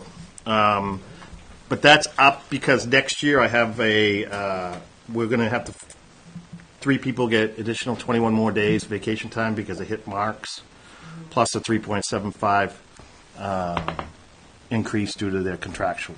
So it should be 144, not Right. 150? Right. And that's based on people being there longer, they've earned. Right, we have younger guys, now they hit their 5th year, they get an extra week. So we're hitting, a couple of those guys are hitting steps. So next year we'll have to increase the numbers we fill. Till you get to a point where a new officer would make sense. Well, a new officer obviously would only get 2 weeks after a year, you know what I mean? And then But- they don't get the 3rd week till 5th year. If your overtime kept going up because of, eventually, wouldn't it be cheaper to get a new officer? Or isn't that simple? I don't know. I don't know if that's actually. I think there's a balance where you get where, I've worked for companies before that they'd rather pay you overtime than pay somebody the benefits and have somebody. Yeah. But there's a balancing act there. Yeah. We had a time where we were down a couple patrolmen, and we had guys out injured, where we were forcing guys on a weekly basis. So it's a balance. I think it is cheaper to pay overtime than it is to hire. I firmly believe that, but there's got to be you got to have that balance. And the problem is, and I'm not speaking out of school here because everybody's having a problem, is our guys don't want to work overtime. Right. Very few. The younger guys just don't want to do it. So it's changed. Their thinking has changed, and I don't know the philosophy. Well, they want more family. No, time. I tell you, well, I call it a little difference because when I started here, I took a $22,000 cut in pay to start here. Okay, the pay was very low. The benefits were great. Now today, the pay's pretty good, and the benefits are pretty good. Yeah. So I think that they have a different lifestyle Yeah. than we did. I don't know the whole thinking of it, but they'd rather just do their 40 and go home. Does that mean you have trouble staffing details? We have always had trouble staffing details. We call. I mean, unfortunately, we call other towns and they fill in and what have you. But I sent you an email last year, or, no, I messaged you on Facebook, I think. But I went by a detail, it was an out-of-town cop, he was on his phone. He didn't even see me coming. right. Unfortunately, we have our own standards, and our sergeants go out daily on that. Because when you work in West Bridgewater, no one can tell that you're from any other town. They think you're from West Bridgewater. So when they come here and work for us, they represent us, and they have to do our standards. Yeah. You'll see some people try to come and they wear a ball cap. They're not allowed to do that here. They're not allowed to be on their cell phone No, unless I it's knew, emergency. I could see his uniform, that he wasn't from. Yeah, I know. But what I'm saying is that does happen. We're having a little more difficult filling those. But we have a new program with the dispatchers that we have. If they go to the part-time academy, they put themselves through it. In years past, we used to pay for it. We don't do that anymore. And then they get through the part-time academy, and we see them, as long as they do their 16 hours on the desk for us, eventually, once they've proven themselves, I petition the board to make them specials, and then they go out and do some of these details, which benefits us both. Before, there was really no benefit to the town. We make it special, you go out and do details. Well, who cares? I can get somebody else to do that. This way, I mandate 16 hours a week on the desk, but we don't pay a lot of money for it, but they can make it up on the other side. So it's worked out really well as far as that way we're working it. And like I says, unfortunately, I can't get guys to work as much as I'd like them to work. Now, if you're going to expand the staff potentially, are you concerned about size of building? Do you have enough cars? Do you have enough radios? I mean, is there anything else that's going to be? No, we built the building for 50 years, build out, when we did the building. So we have lockers that are still empty. We have offices that have nobody in them. We didn't build it for that day, which was good. As far as radios and stuff, no. I have 6 spares that I keep in dispatch. When we have officers from other departments that come, they have to take So as far as that, and in vehicles, they are assigned to different men, but they're not, every car's not used for every shift. So there's still, I wouldn't need any increases in that. So, you just feel like there's just more work to be done, that's why you need an extra person? We're- How much is the population increase for Bridgewater since 1997? I mean, I can't answer that, but. I think only about 600 or 700 people. Really? I think it was around 6,600. What are we at now? 70? 7,200. I think it was. I just remember that number, 66. Well, But I it's graduated in '98, so yeah, that's right. so. Really? It has. Everybody thinks West Bridgewater is going to explode, but where West Bridgewater exploded is traffic. Okay, traffic and I talked the other night with the board. I don't have it. I don't think I have the numbers directly in front of me, but I do. Just calls for service, just basic calls, whatever they may be. Last 10 years, we're up 32%. That's only 10 years. That's not 1997. I think I had that. I told you that before. Did you count the twins twice when they're born? No, just the one call to your house. So just 10 years, we're up 32%.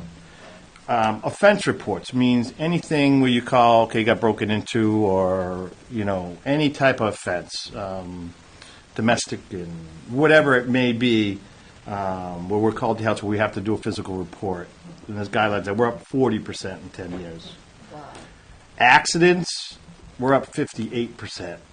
Does that include like fender benders? Any Because reportable of the accident, traffic? any reportable accident You to don't us. go on 24, though, right? We do go on 24. That's not counting 24 totals. We do go out there more than we have in years because I think state are having just as much problems. We have filling stuff up. So we're going out a lot more than we have because we presently now changed over, and with the changeover, I was able to get some more grant money. We take all cellular calls now. Some towns don't. So any 911 calls from your house, we always took. But all cellular calls before used to go to Framingham and then transfer to us. So we now, when you call from your cellular number, it'll pinpoint you here.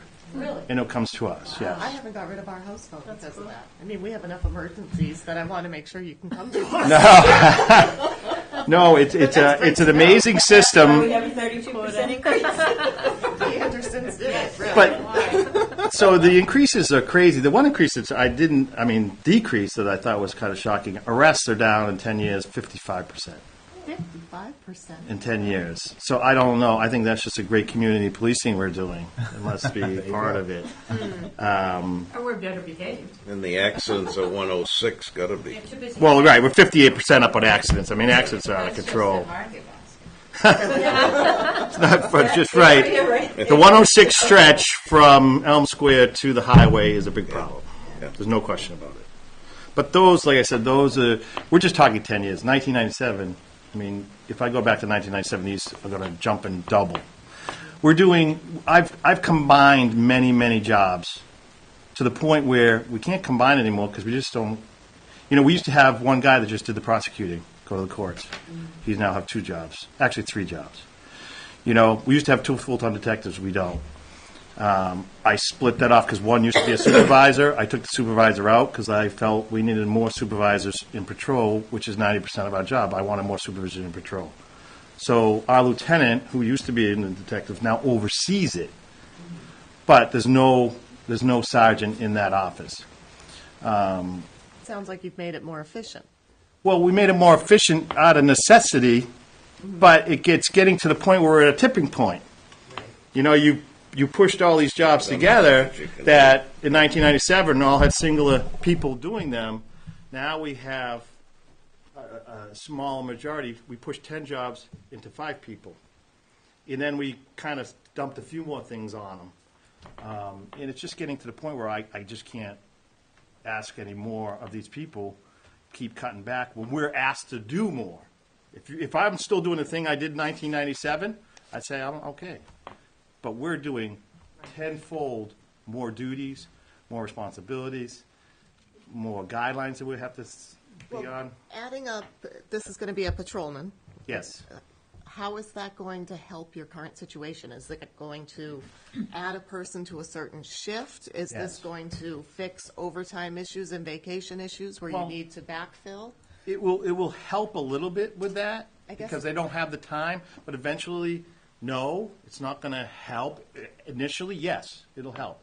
But you gotta understand, the first time I'm gonna see this body, if we hire them in the academy, they are in the academy for 6 months, then they come out and they have like a 3-month training in-house.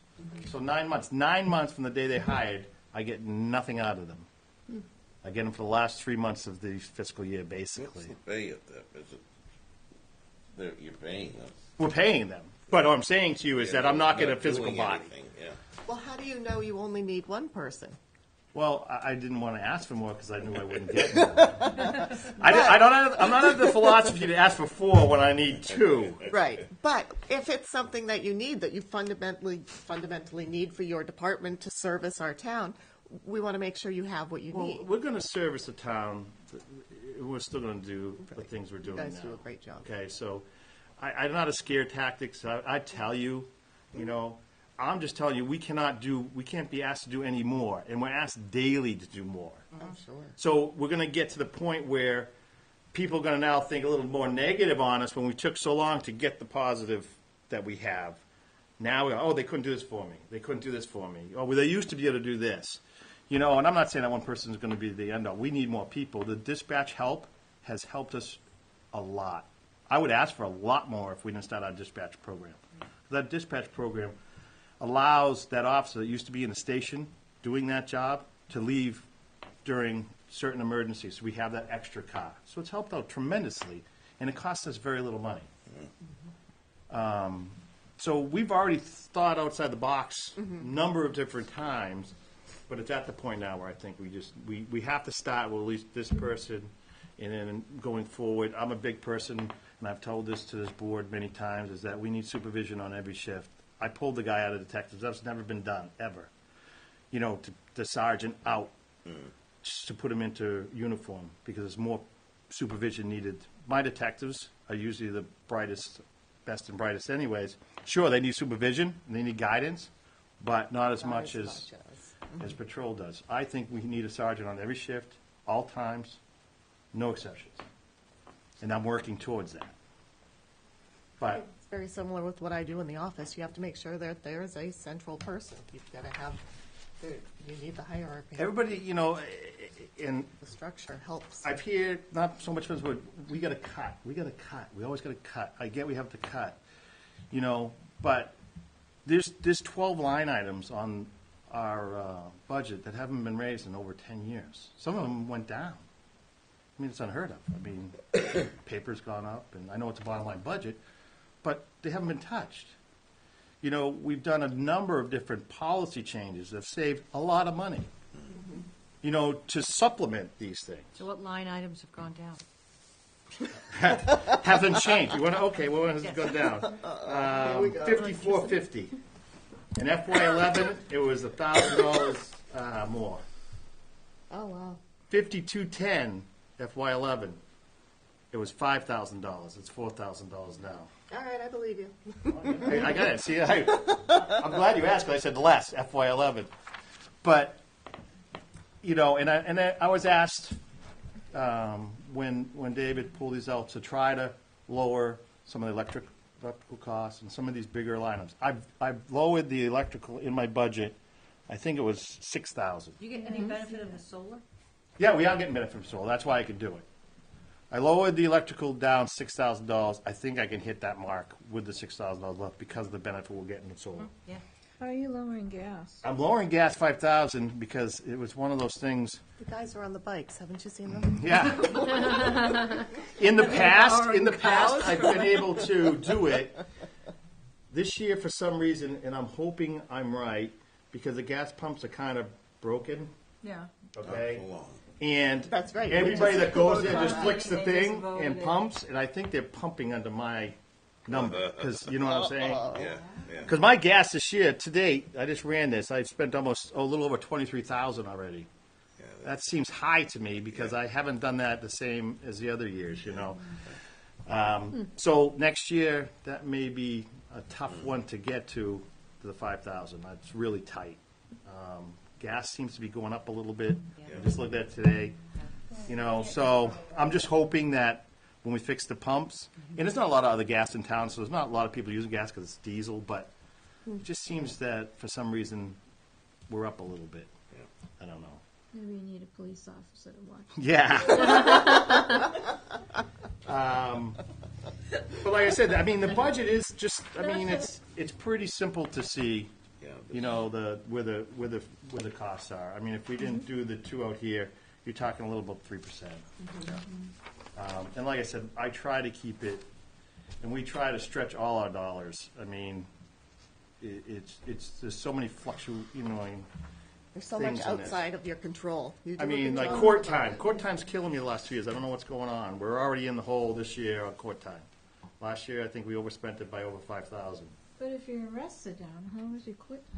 Yeah, because the attorneys love to keep putting things off and putting things off and putting things off. It's the continuation. But arrests, it's not all arrests. Some it could be summonsed in, so they're not physically arrested. Be summons in. There's a lot of different. But unfortunately, if you think you go to court for that case once, it's not. You're going to court for that case 6 times, and they wait for the officer to not make it, and then they try to dismiss it. So, and we've worked on that with the prosecutor because the DA's office had a way, if it said witnesses, even though it was 3 police officers show up, they put all the names, they'd summons all 3 of them, even though in the report, 2 of them aren't even mentioned. So we really buckled down on our prosecutor going, no, this one wasn't here, this wasn't, just, I mean, because they're so busy, they just see 3 names, they throw out 3 summonses. Yeah. So in the court, you have to obey the summons.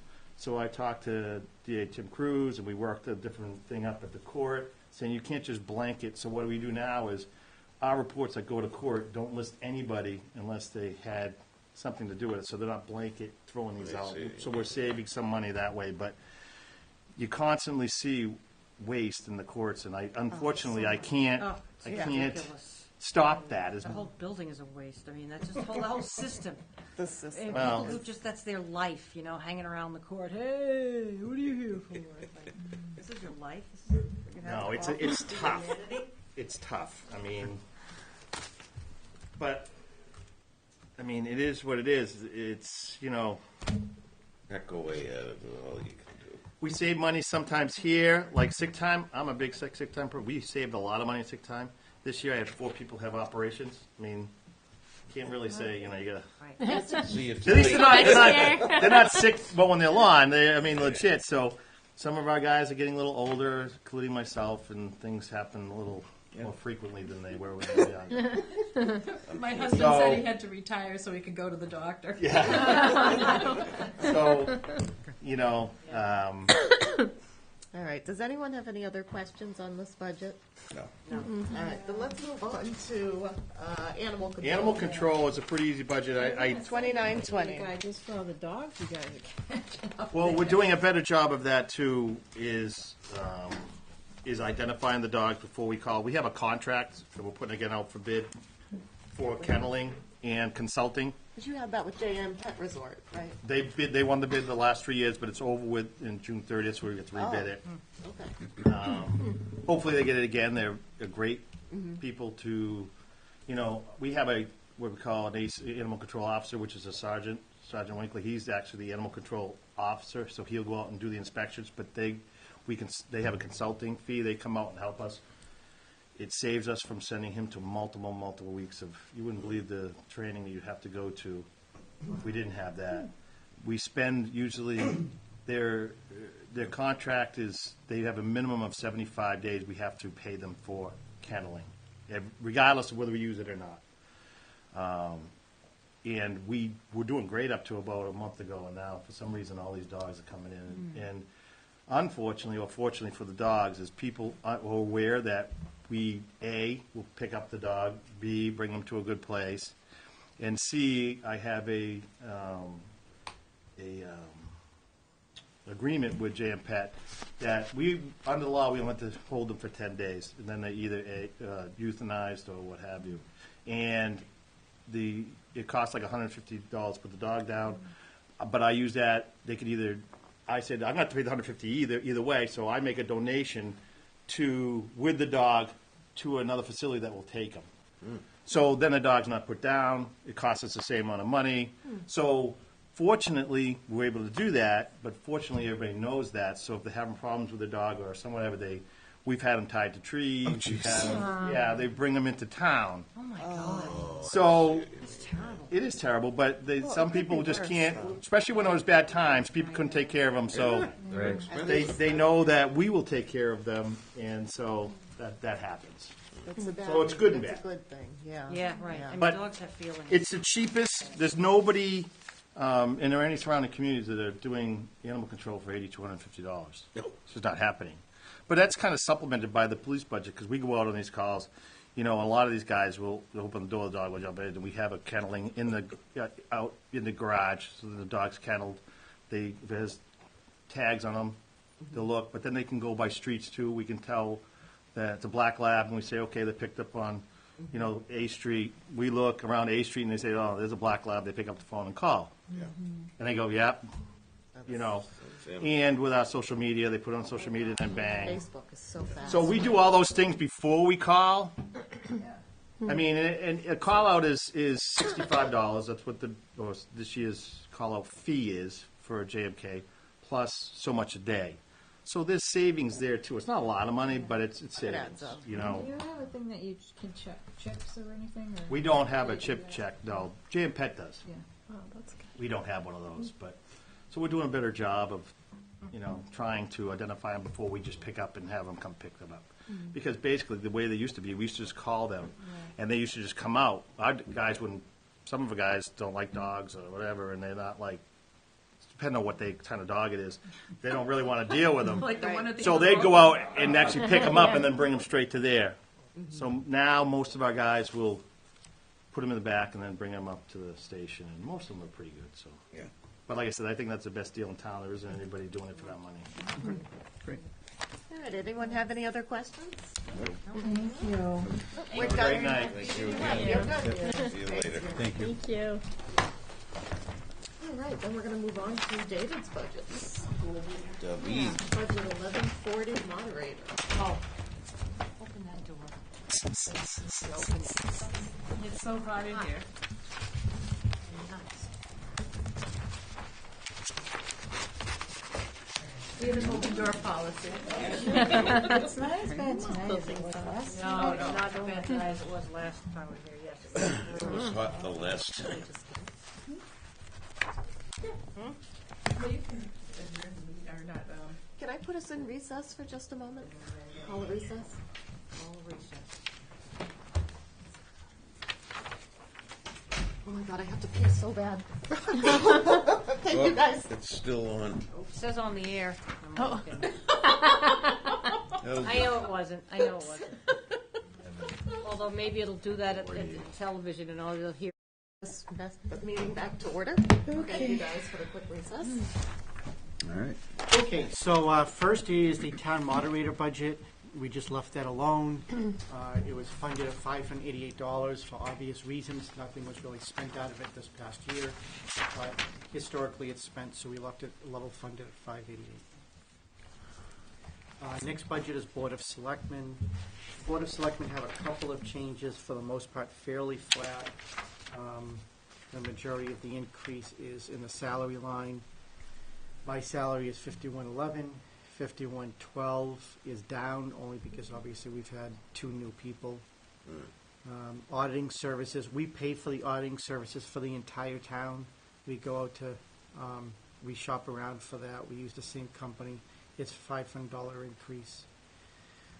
Advertising, the reason we went up in that, you can see we're already over it, is because unfortunately state law still is that whenever we have public hearings, we have to post in the newspaper. We all know that newspaper circulation is down. They have fixed costs, so their expense per ad goes up, even though that their readership is down. But there's nothing I can do. Yeah. Got to put in the newspaper. And the last one is training, because with 2 new people, the Board of Selectmen wanted to make sure that there was ample funding, so that way they can get proper training. And we've got to send to open meeting law classes. We have to send them to some ethics classes. We have a handful of classes that, through the years, you know, we had Mallory and Jackie, which between the two of them, they had over 30 years of experience at the end. Right. They knew that stuff. So one person is seasoned, the other person is brand new. They need training. So overall, the entire budget is up just under 2%. 1310 is Finance Committee. Yep, so that's your budget. I just left it alone and left it flat year over year. Historically, it's been okay at that. A couple of years ago, we funded dues and meetings a little bit higher, so that way you guys have an opportunity to go to classes if you'd like to. So we spent 1670 on, wait a minute, what's the appointed official? Your secretary. Okay, so we've overspent on this. That's what it appears. I mean, I'll get together with Meredith on it. Yeah, I'll have to see what that is. Right, well, the dues and meetings line is pretty low, so we have the money, but that's about, Wait a minute, we spent only 670 for the whole year last year?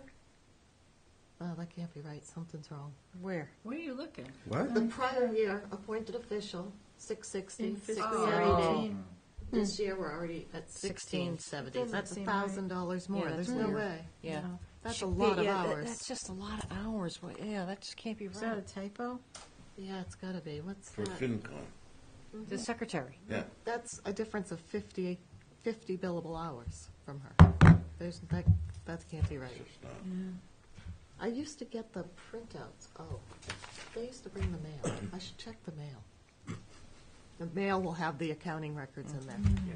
And I'd be able to see The it. mailbox probably, stuffed. Yeah, it probably is. I'll check that tomorrow. So double check the office. Next one is your Finance Committee Reserve. This is for unforeseen expenditures, if you have to transfer anything out. We've been very fortunate. Again, we've always been really good and conservative about covering transfers if we need to, but we have not had to cover any transfers yet this year. So that's a positive. Knock on wood. Yeah. That's good. Next one is 2440, sealer of weights. Why do I feel like we've already talked about this stuff? I remember when I was on FinCom, that guy actually came in. Oh, maybe we want more time of ago. bylaws. Exactly, Might have exactly. been at Yeah, the bylaw study That's committee. what it is. So, it shows a Who's the two, sealer of weights and measures? David Moore. David Moore is a retired building inspector. He's very good at what he does. You know, sealer and weights, if you just go and pump gas, you'll see there's a little sticker Yeah, there, right. and it'll say more. Thing is, you have to get certified. You can't just go and do it. You can't just walk in and say, I can read and write, and therefore I'll do it. You've got to get certified through the state. And not a lot of people want to spend the money and get certified, and so there's not a lot of people that can do it. David's really good. So David is requesting that his salary be bumped back up to where it was in FY17. We had lowered it because as stores open and close in town, our scales, our weights and measures, sometimes there's a couple of different amounts that are there. And so our overall scales went down a little bit, and so his salary went down. I lowered it because he has to cover his expense. He's asked to go back up to that another level because we are going to attempt at town meeting to rescind our bylaw because our fees have fallen behind where they are in the market. So right now, for example, we charge $25 for some scales that the market is $30. Again, not a lot of money. But we're leaving a couple $100 on the table, and he wants to be, what the deal is that if he recoups that, he gets paid it. So this is just a service that the state requires us to do. So when you go and you put apples on a market basket and it says you have 2 pounds of apples, you know you really have 2 pounds of apples. So it's not a moneymaker. We are supposed to cover his expense, and if the bylaw does get passed at town meeting allowing the selectmen to do what they should be allowed to do, then he's looking to be paid what he was in FY17. And for a couple $100 and the fact that I can't really get anybody else to do it. Sounds pretty easy. And again, he's being reasonable under travel. He hasn't been expensing anything, so he's saying, look, I increased $300 and I'm not charging for my travel anyway, so the net increase is $100. at. Okay. Historical Commission, I level funded it. $1,750.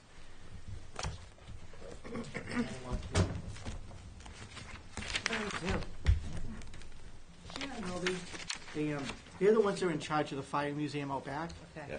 And remember, the chairman of that was Jim Benson. So there was a period of time that, they were scrambling.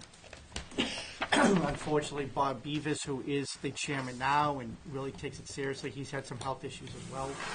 So, but they're trying to, they do some stuff, and they're going to have a tribute to Jim at the end of April. They're going to reopen their museum. They have if you recall from your CPC budget, they're looking to make some modifications to that building, and that way they can be open to the public more, and they can showcase the town's historical wares. Right, 36,000. The next one is state county assessments. That's really, I'm sorry, Oh, you're blank. at 8,200, you don't have anything? I'll look on. We're good at sharing. This is not a budget. This is just a quick overview as to what we receive for state aid. So on page 1, you will see the total estimated charges. Under the governor's budget has not obviously been approved yet in the legislature. It shows that our charges from the state are going to go up about $130,000 or so. Most of that is being driven from retired teachers' health insurance. So, other than that, everything else is fairly flat. But at the end of the day, once FY20 comes, the state is going to send us a bill for about $813,000. We have to pay it. On page 2 is the state aid that we receive. Line 1 is Chapter 70, which is education. That is up $325,000, so that's nice. But again, temporary, because $90,000 is going to come out for retired teachers. But bottom line, it's up. That's positive. You can see the charter tuition reimbursement is up, which means a couple of our students must be going. And you can see that their school choice is up. That goes directly to the school. Unrestricted government aid, that is lottery money. The Governor Baker has stayed true to his promise. When he ran for governor 5 years ago, he said that whatever the tax receipts are for the state, he would match with local aid increases. So the increase this year for state tax revenue is about 3.75%. So as a result, he's given that as an increase in local aid to all municipalities. He's done that every single year since he's been there. He's done exactly what he campaigned on. So everything else stays fairly flat. But at the end, what we'll do is we will receive about $6.3 million in state aid.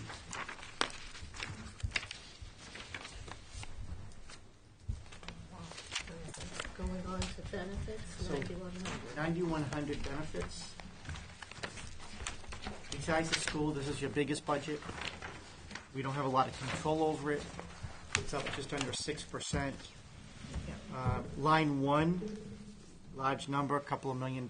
That's set from the state through Plymouth County. That's for all our retirees.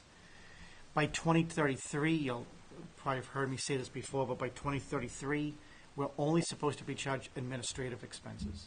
So in 1988, Massachusetts went through pension reform, and we've been paying about an 8% increase year after year after year because it was underfunded. Back then, for example, I pay almost 11% for retirement, so I self-fund.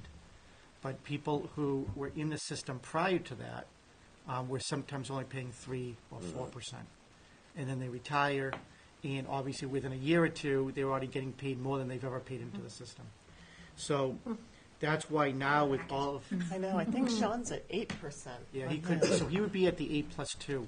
So Yes. what they do is it's on the first 30,000, they tax you at 8%, and then 30,000 and above, they tax you at 11%.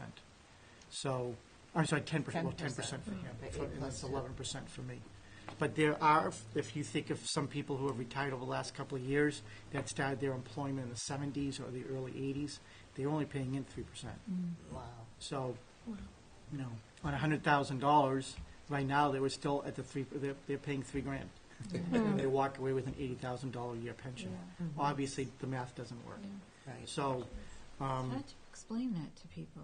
Some people don't get that. no, and what's frustrating is, The from my unions have the perspective, same is that problem. for all of you in the private sector, and I did a private sector for 23 years, you pay 6.25 towards your Social Security. So I actually pay 11 towards mine. And so when people say, hey, we're getting better pension systems, all I'm doing is self-funded. Right. Right? I'm not getting any real benefit. Quite frankly, either you, because you know your Social Security is maxed out so low, you're more than funding that yourself. But it's really the old retirees that have had a great deal. So in any event, we don't have a lot of control over it. The positive is that in 2033, when we will all be here again, we should see that number be drastically lower, because we should only be paying administrative costs at that point. Yeah, well, we'll have other things to spend the money on. Right. Our insurance, we shop around between different vendors. So Maya is our workers' comp insurance. It's up 7% this year. Have we had claims? Is that Yeah, what's driving we that? have. But again, we have about $13 million in payroll for the entire town. So there's a couple of things that I will say is that $100,000 is not a lot of money Right. for workers' comp on that type of size Not of on a that payroll. payroll. 13 million, only 100,000? Yeah, you're right, that's. And so, because I'm going to say that about the insurances in a second that's- too. yeah, that's- So it's cheap. Yeah. However, it is 7% increase because we have had some claims, and we do. The next big one is health insurance. It's up 5%, but in today's day and age, 5% is a win. It's great. So- Right. That's Yeah. really You know, not that bad. Again, we're doing good with it, but it's 5% on a big number. Right. 3% increase in FICA only because as payroll goes up, FICA you know is going to go up. And then the big one is the fire, because we've had 2 firefighters that both have now retired, but over the past year they were on long-term, I'm sorry, one retired, one did not. They were both on long-term disability. And so, quite frankly, they paid out a lot more than they collected. So I'm actually pleasantly surprised that it's only 14,000. I hate to say that, but that's just the truth. So the entire budget's up about. About the vacation buybacks. So that's a pretty variable number. And so I know that there are a couple of people I have to fund this year. And so, as you can see, a couple of years ago, it was at 140. Last year, we were lucky, we only got away at 32,000. And, So that's just you're projecting who you think is going to retire? well, I know 2 people that are going to retire. And I never say their names because they No, may they change might their change mind. their Right, mind. right. So I kept it at 95,000 this year. I do feel that I should have no reason to go over that, but I will tell you that we have to fund our snow and ice deficit from somewhere. So this is one line that I always look at, that if people decide not to retire, I say good, because if not, then I have to raise taxes the following year to make up that So snow and ice remember deficit. when, in the library, when Beth Roll Smith was retiring and she wanted a sick leave buyback and we voted against it? How come this is here? Do we get the opportunity to vote on the sick leave? I mean, how come we voted on that, but we don't get, how come we had the opportunity to vote no on her sick leave buyback? We voted on her budget, and so we decreased it by that. So what she did, look, when I retire, Nothing against her personally, I just don't understand. when I retire, I get to buy back my sick time. Good, bad, or indifferent, that's the policy, it's in your bylaws. We've actually started to take that away. New union employees actually don't get anymore. So we've been able to negotiate that out because it's a long-term legacy cost. The former library director said, when I retire, I could get a check for $30,000. However, I don't want to wait for that. What I want to do is increase my salary the last 3 years and give me $8,000 more per year.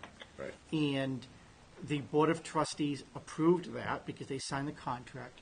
The Finance Committee did not want to see that, so you lowered that budget line by $8,000, but then they still paid her because she has a contract. It's contractual law. So that's separate from this.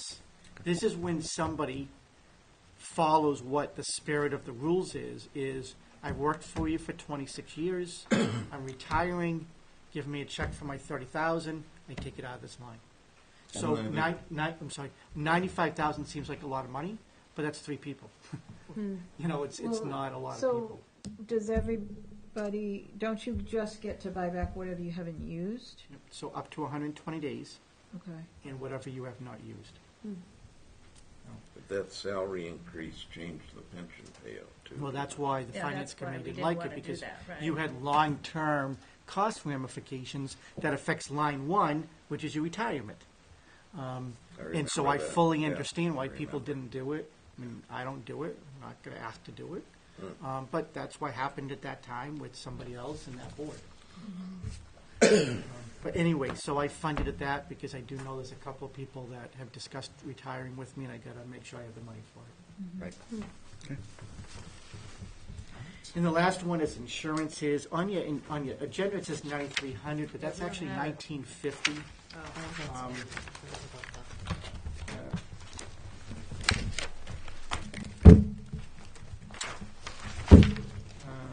Nope, not 1950. 1930, sorry, 1930. It's a good year. So this here, the increase is 7%. Again, we shop back and forth between a couple of vendors. That's why our insurance is one place. 7%? I'm sorry, 5%. Oh, okay, Um, okay. And our workers' comp is at a different place, because we go back and forth, try to get the best price. Again, 5%, nobody likes to see 5% increase, it's 13 grand. But it's on less than $300,000, and I continue to say this, we have over $100 million in buildings that we insure. And we insure, if you think about that $13 million payroll, we're still insuring all those people that are walking in and out as well. So when you look at the millions of dollars of fleet inventory we have, and the $100 million of building that we have, and you do the math, it's cheaper than what you're paying for house insurance on your house. You know, Do we have big deductibles on those, Dave? $5,000. That hasn't changed. Jeez, is it possible to increase the deductible? Sure. To lower the cost? Yeah, I mean, we have a couple of claims usually, Oh, okay. so built into this, it allows me to be able to pay those. 1 year, in fact, I couldn't, I had to come to this board and get one, it was Oh, about 3 years yeah, ago. that's right. So, we get a couple of claims, and so we pay it, you know, and go from there. We could look at, the problem is that if you go to 10,000, there's not that much of a savings. I have to go to 25,000. And if I'm gonna do that, I don't wanna carry $50,000 in this budget just in case I have 2 claims. Right. Because then we're kind of fooling ourselves, right? Right, The yeah. premium came down, but I'm carrying more anyway. Yeah. So, Doesn't make sense. so I've already looked at that, and it's too much of a leap if I wanna move the needle. Okay. All right. That is all of your budgets. Wow. Wow. So the agenda going forward will be, is that on April 17th, the next 2 weeks, I get to put all of this together, figure out exactly where we are in comparison to what our revenue numbers are. I have not looked at any of it yet. I will then sit with with the Board of Selectmen. The Board of Selectmen, then, requirement of state law is that they have to then provide a balanced budget to town meeting. So on the 17th, they will vote on a balanced budget. That means on the 18th, you will then start voting, because the law is you have to then make recommendations on that budget to town meeting.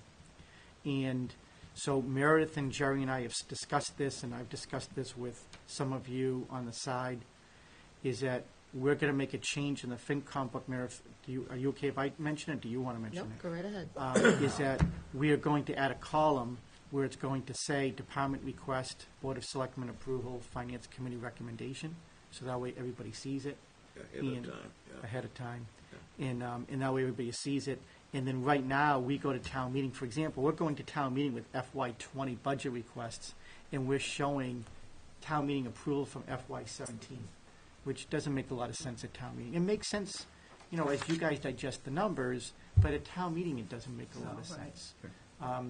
And so, Meredith and Jerry and I have discussed, and again, I know I've discussed this with you, is that in order to make space, is that we're going to take off that year, we're gonna add the Board of Selectmen approval, so everybody can see that there's been lots of people that have reviewed these Looked at this, budgets yeah. and vetted it prior to going to town meeting.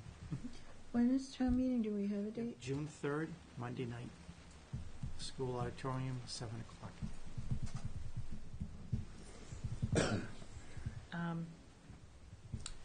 Can we talk about, I don't know if are we allowed to talk about how many members are on the finance committee, and shouldn't talk about it because it's not on the agenda, right?